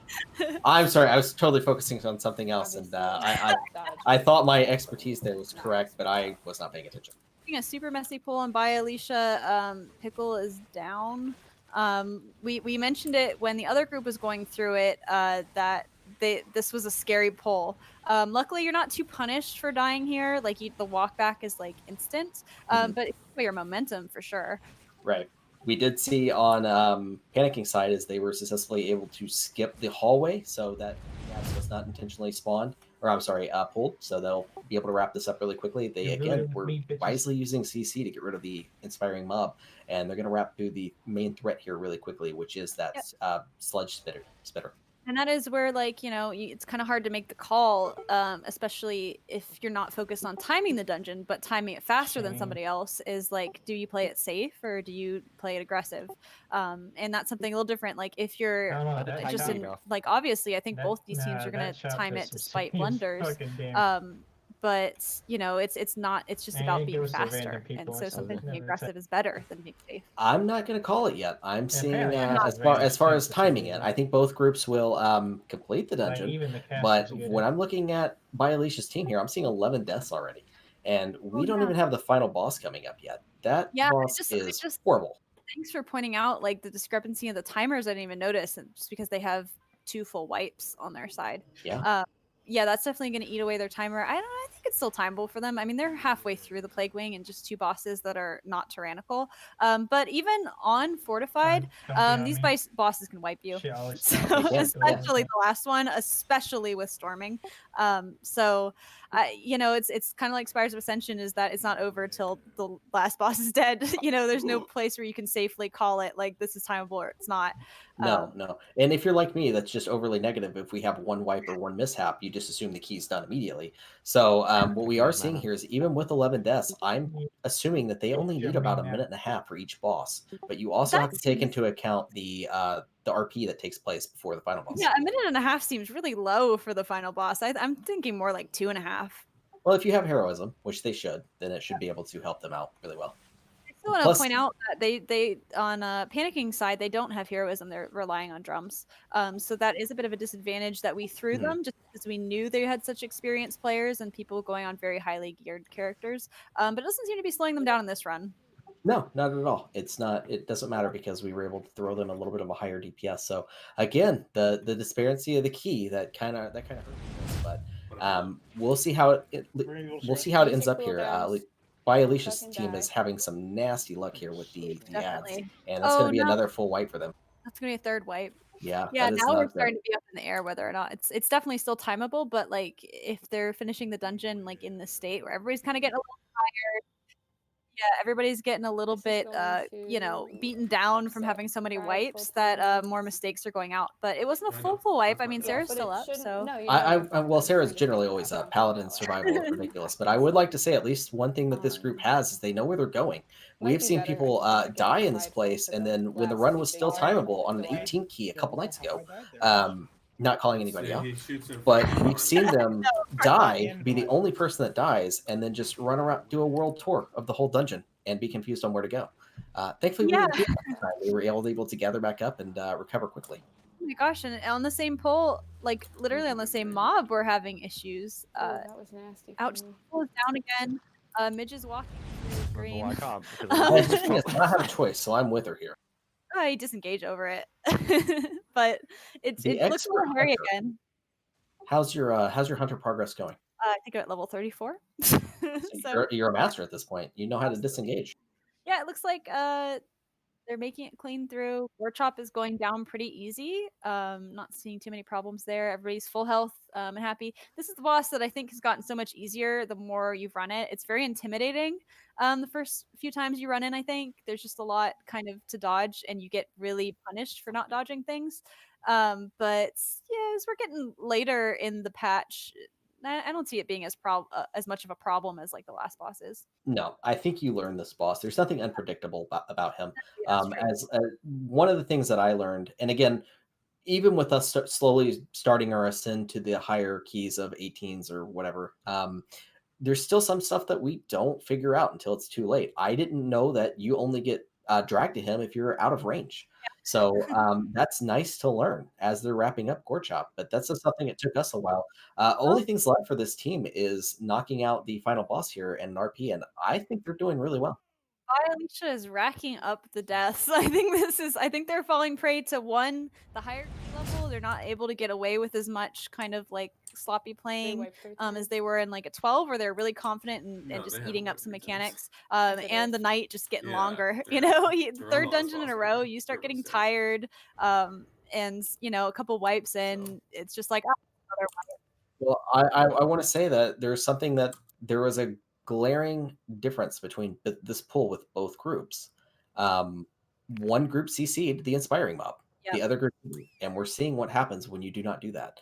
Sometimes people get a little overconfident. Well, we don't yet now. They were able to kill at least one thing, but this is a pack where Panicking were able to see that inspiring group, and they made it through just fine.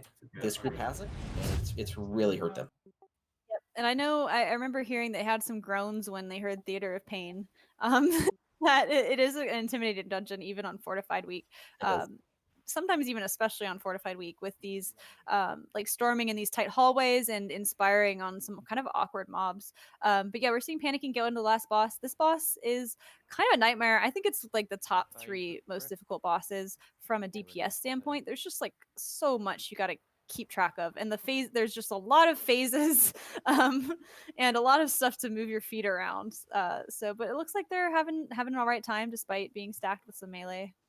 Here's what I'm worried about, and you're right, as somebody who plays a melee DPS healer, so I have kind of 2 roles in one.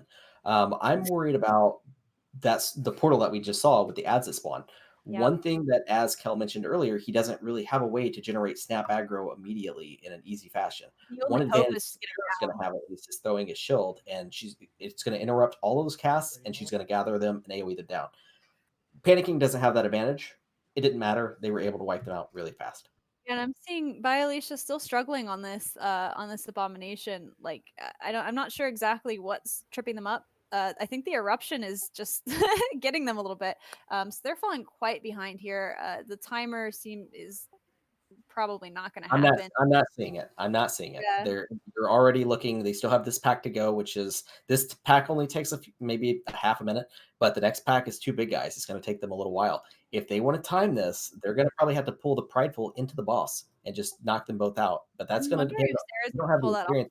I know from running with Sarah, her confidence tends to flag towards the end of a dungeon as she's getting tired. But yeah, I don't see them pulling it in. I think they're just having a good time at this point. They probably know that they're really behind. It doesn't matter, even if they are, not to interrupt you, but it does look like we have a winner. Panicking were able to come back, and they had a strong early lead. They lost it at the second, but they were able to come back and win the series with fireworks going out. So I think they're enjoying. Bring them all in. Let's bring them all in. Have a quick rundown with the winners. Welcome in, guys. We are officially making a call. You guys were able to get through this run with not really many issues. We've seen maybe 2 deaths total. Did we win? Yeah. I thought you guys knew you win based on the fireworks. Yeah, it was. I'm glad that Yeah, pulled those extra ads before going into the Zavling or whatever. Yeah. And then double them back. Overall, you know, Fury is not a different Mythic plus class. I'm sorry, what was that? Someone was watching the stream. They told me that. Oh yeah, someone said Fury is a different choice. No. I called that out. I was making reference. Your group was running an Arms and a Fury Warrior. I was making. I'm joking around. Arms Warrior. Oh, I see. Okay. I don't know if you're aware, but me, the other commentary, mains Fury Warrior too. So that would never be said on this side. It would be said. I would just not be quite serious about it. But overall, you guys, congratulations! You were able to win this this round. Unfortunately, we did have to kind of make a switch with some DPS in order to make the compositions work with our keys. But overall, did everybody have fun? And what are your thoughts overall with the runs? Yeah, it's good. It was pretty good. Yeah. The Spires run was a little rough with those 2 wipes. Getting wiped by imps. Yeah, imps wiped us on 1 because I've never actually seen the imps pull that pack before, but apparently. Oh, did. that's what happened. We had. We'll have pets. to rewatch it. It's always the pets. It's always these pets classes that are Yep. that are pulling. They're not these supposed to ads, pull, so. but you know, Blizzard indie company, please be patient. Of course. Hey, no, we see it all the time. We've seen packs, especially Necrotic Wake, where we were supposed to skip, and here comes some guy's dogs and a bunch of mobs, and the tank has already pulled the next group. It happens a lot with well, I dismiss my pet specifically for that, but I've never seen the imps do that because they are usually like so like just pretty like strange. almost. We'll have to check it out in the replay because you can't even see what happened. You can't even like dismiss the imps. You just have to wait for them to either time out or use implosion. Hey, I say put in a ticket, see if you can get your key back. That's what I always say. Send Blizzard the repair bill. Yeah, send them the repair bill. Either way, I'll have to keep in mind on like future runs on that to use implosion on the pack right beforehand. I mean, we definitely saw you guys using the portals in clutch areas, and I pointed that out, that like running with you always seem to know where to put a portal down to like skip a whole bunch of stuff. So that definitely gave you some, like made some losses like not as bad and like helped you with the win on the first one. Yeah, the most notable ones you probably saw was the one in DOS with in the Gnome area. Oh yeah, that one's huge. I think we ran it on like our second MDL run. We had a Warlock, and I was in that group, and we all had a huge sigh of relief when she put up her portals so we could skip that part. We were like, oh my god, this is amazing. I can't relate. I'm a Venfair. All right, guys. Well, congratulations. You won this this week's challenge. It was the standard cup. No gimmicks involved. So congratulations. As always, I don't know if anybody's watching the stream, but if you noticed on the sign up screen or the announcement screen, whichever, I do like to give out awards, and I like to meld them to the so-called MVP of the team. So if you guys could take a moment and just come together and decide on an MVP, that would be who I will send this ribbon out to. Anybody? I was only with you guys for one run, so I have no idea. So I'm. Who do you think? Who really, who was really leading? Who made a really good play? Honestly, I'd say Tank, hidden master. He's sure because he seemed to know what he was doing, and people were on top of calling out the rallying cries. Yeah. Oh, that's MVP for me immediately. If you have somebody that can manage that, then I'm all for it. I am curious, Mary, how is healing that as a druid? Because I'm slowly leveling up every class to heal. I've got a Holy Paladin, Restoration Shaman, and a Monk now, but I'm slow to get to the druid. Not exactly my favorite class, but I noticed overall it was pretty smooth on healing. I definitely like it the most now. I actually was the main healer of like a Holy Priest for like most of WoW. And then Druid definitely took it over easily. It's a lot of just like casual healing. I don't like to heal mainly though. I would much rather be tanking or DPSing. I did not like that at all. Yeah, I was gonna mention that we did ask you to switch kind of like at the last second because we had a healer drop out like a day before the event. But Mary, I mean, that's definitely MVP worthy in my book. Like that you switch to a role that you don't often play and don't really like playing to kind of help out the team. Either way, it was a great run. You guys had we had a lot of fun watching. There was a lot of entertainment value. So overall, feel free to close us out. Is there anything that you would like to say to your teammates or the opposing team? I'd like to Or even the attribute viewers? the loss of the. I'd like to attribute the Spire's loss to the fact that Blizzard, for some reason, makes imps despawn when you switch platforms. All right, so the opposite, whatever the opposite of MVP goes to the imps. The imps, yes. Yeah, least valuable player was the imps. All right, guys. Well, congratulations again. We're going to go ahead and get the losers in here this week and have a quick chit chat with them. Wait. All right, what happened? The Curse of Theater of Pain, I assume, was the difference maker here for this run. Am I right or wrong? What? I mean, You took our rogue away. you stole our rogue, You switched their teams up. which was pretty rude. I liked our rogue. I'm not trying to trash talk. Not to. We had a nice little. We had a little team bingo. dynamic happening. We threw a wrench in it. Yeah. Yeah. Yeah. I'm not even counting this loss because you took our team away. So That's fair. still I mean, again, one. not MDI. This is MDL, so you gotta get thrown a curveball every now and then. Yeah, that's why I said leave the teams Well, for separate dungeons. Everything went wrong exactly where I predicted it would go wrong. Yep. So feeling pretty vindicated. Yeah. Yeah, it seemed like towards the end, like after a couple wipes, it was just like, we're already wiping. Well, when it becomes very clear that you're not even going to time the dungeon, So it was, you didn't time try it? a little less No, hard. we didn't time it. It was close though, wasn't it? You were like a minute behind. A minute off. We missed the timer during the last boss. Gotcha. I think you missed it by a minute 56. Yeah, gotcha. It was fun to watch. We noticed there was a lot of issues with some of those packs. I will say one thing that I noticed was Panicking, the other team. They CC'd a mob on that 5-pack before Gore Chop. You guys kind of just raced in there to go for it, and it kind of we rooted sure him up. did rooted them up. You guys were It's just they got those withering thing got off the sludge. Of course, that is a run killer.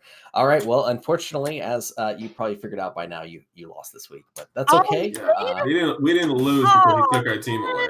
So, like I said, it was close. No, you lost badly. Oh dang! It was the biggest margin between any of the runs tonight. But yeah, I mean, it's still, you almost timed it. It's the second dungeon, I think, across all runs that we haven't timed. The first one being the other side from the very first run. But yeah, it's been a while since we've raced 13, so It was competitive. We went 3 rounds. That has not happened yet. So you guys are in the history books for making it that far. So we look forward to seeing what's next. Mm-hmm. Anything you guys would like to say to your team or the opposing team? Get good, scrubs. Who's that? Yeah, Your team team or the other? Yes. Just in general, everyone. Except Pickle. Pickle was fantastic. Pickle did a great job. Oh, Pickle is the bad luck Pickle streak back. was out here DPSing, Ring of Peacing. Yep. Yeah. Nothing bad to say about Pickle. Well, hold on, because we need to give our MVP ribbon. Is Pickle the MVP tonight? No, I'm the MVP. I want to be MVP. I am clearly the MVP here. I did so much damage. All right, you guys need to sort that out so we can figure out who. But to I mail have the hero. Look, I don't know how shipping costs work, but I'm pretty sure sending in just an envelope to Canada is going to take some time and some money. So why would you send me an envelope when there's email? What am I gonna do? Put your ribbon in a physical ribbon in an email somehow? Well, I'll tell you what you can do with that ribbon, bud. It ain't PG-13 though. No gamer language, please. That's gamer language. This is just loser language to me. His words mean nothing. He lost. Look, bud, I got universal health care. I'm never the loser here. Okay, great. All right. Either way, good luck or good job, guys. Thanks for participating this week. It was very fun to watch. Again, it went 3 rounds. Couldn't ask for a better stream. So better luck next time, losers. Oh, whatever. This is what I want to say. Boycott Garen. All right. Well, that was definitely exciting, unpredictable. I was expecting us to go the route that we usually go, which is just 2-0. Went 3 rounds, so I'm very happy. to reiterate that I was nervous about balancing the teams. Did we do it right? Because there were so many factors with this one, but close games, and we went to the third round. I'm super happy. We balanced the teams right at first. Unfortunately, we had a mismatch with the keys. Not saying that somebody pointed this out earlier, but it is what it is. Again, we're having fun here. It doesn't matter. So we will have news regarding our next competition, which will be coming up in not this next week, but the week after will be our next one. We'll have a date nailed out soon. We're not exactly sure what we're doing with it yet. We're going to talk to community. Here's some ideas from all sides. Do we want to do another kind of vanilla one, maybe a rematch of some sort like we've done in the past? Or we want to jump into something more gimmicky? I know that some people have been itching to retry the Connect 4 one. I had a lot of fun commentating that. But yeah, we'll see. I know I'm getting a lot of people challenging me lately. They think just because I sit at my desk in I sit in the trial of the Crusader looking like a, Crusader superstar. I've got 2 people that have tried to challenge me and go to a run. So I'm going to debate on taking that. I might put the 2 challengers up against each other and see if they can earn the right to face me. I think that could be a fun build up. I mean, I'm 1-0. I'm obviously a champion, so there's I'm no reason wondering to if risk my record. Yeah, I'm wondering if after people rewatch the stream, you have a couple more challengers coming in, because you're a little bit insulting to BM hunters, and I know we have quite a few of those in our community. What can you say? I mean, the class has a certain sub name that I'm not going to say on stream, but I'm definitely not scared of these people. I've already beat one of them before, and the other one has never competed. So it's just when you're 1-0, why risk? Well, from my side, as somebody who's 3-0, 1-0 is really not that impressive. So I mean, I might be the next person challenging you just because you talk so much. I talk so much. Okay, well, we will see about that. But other than that, that wraps us up tonight. We were able to come to a winner. Team Panicking won this week. It's a debut for all of them, so congratulations. We'll send the ribbons out, and again, we will have news very soon in regards to what our next race will be. As always, you can find our community Discord information here. Feel free to join. We let anybody in. We just ask that you give us what role you are, and if you sign up, feel free to come. We let anybody in, and it's a blast. So, Scrap, any last words? Nope, I think you said it all, and we've definitely said enough. So let's go ahead and wrap this up. Excellent. All right. Well, everybody enjoy the rest of your weekend, and thanks for joining us. Yep. See you again soon.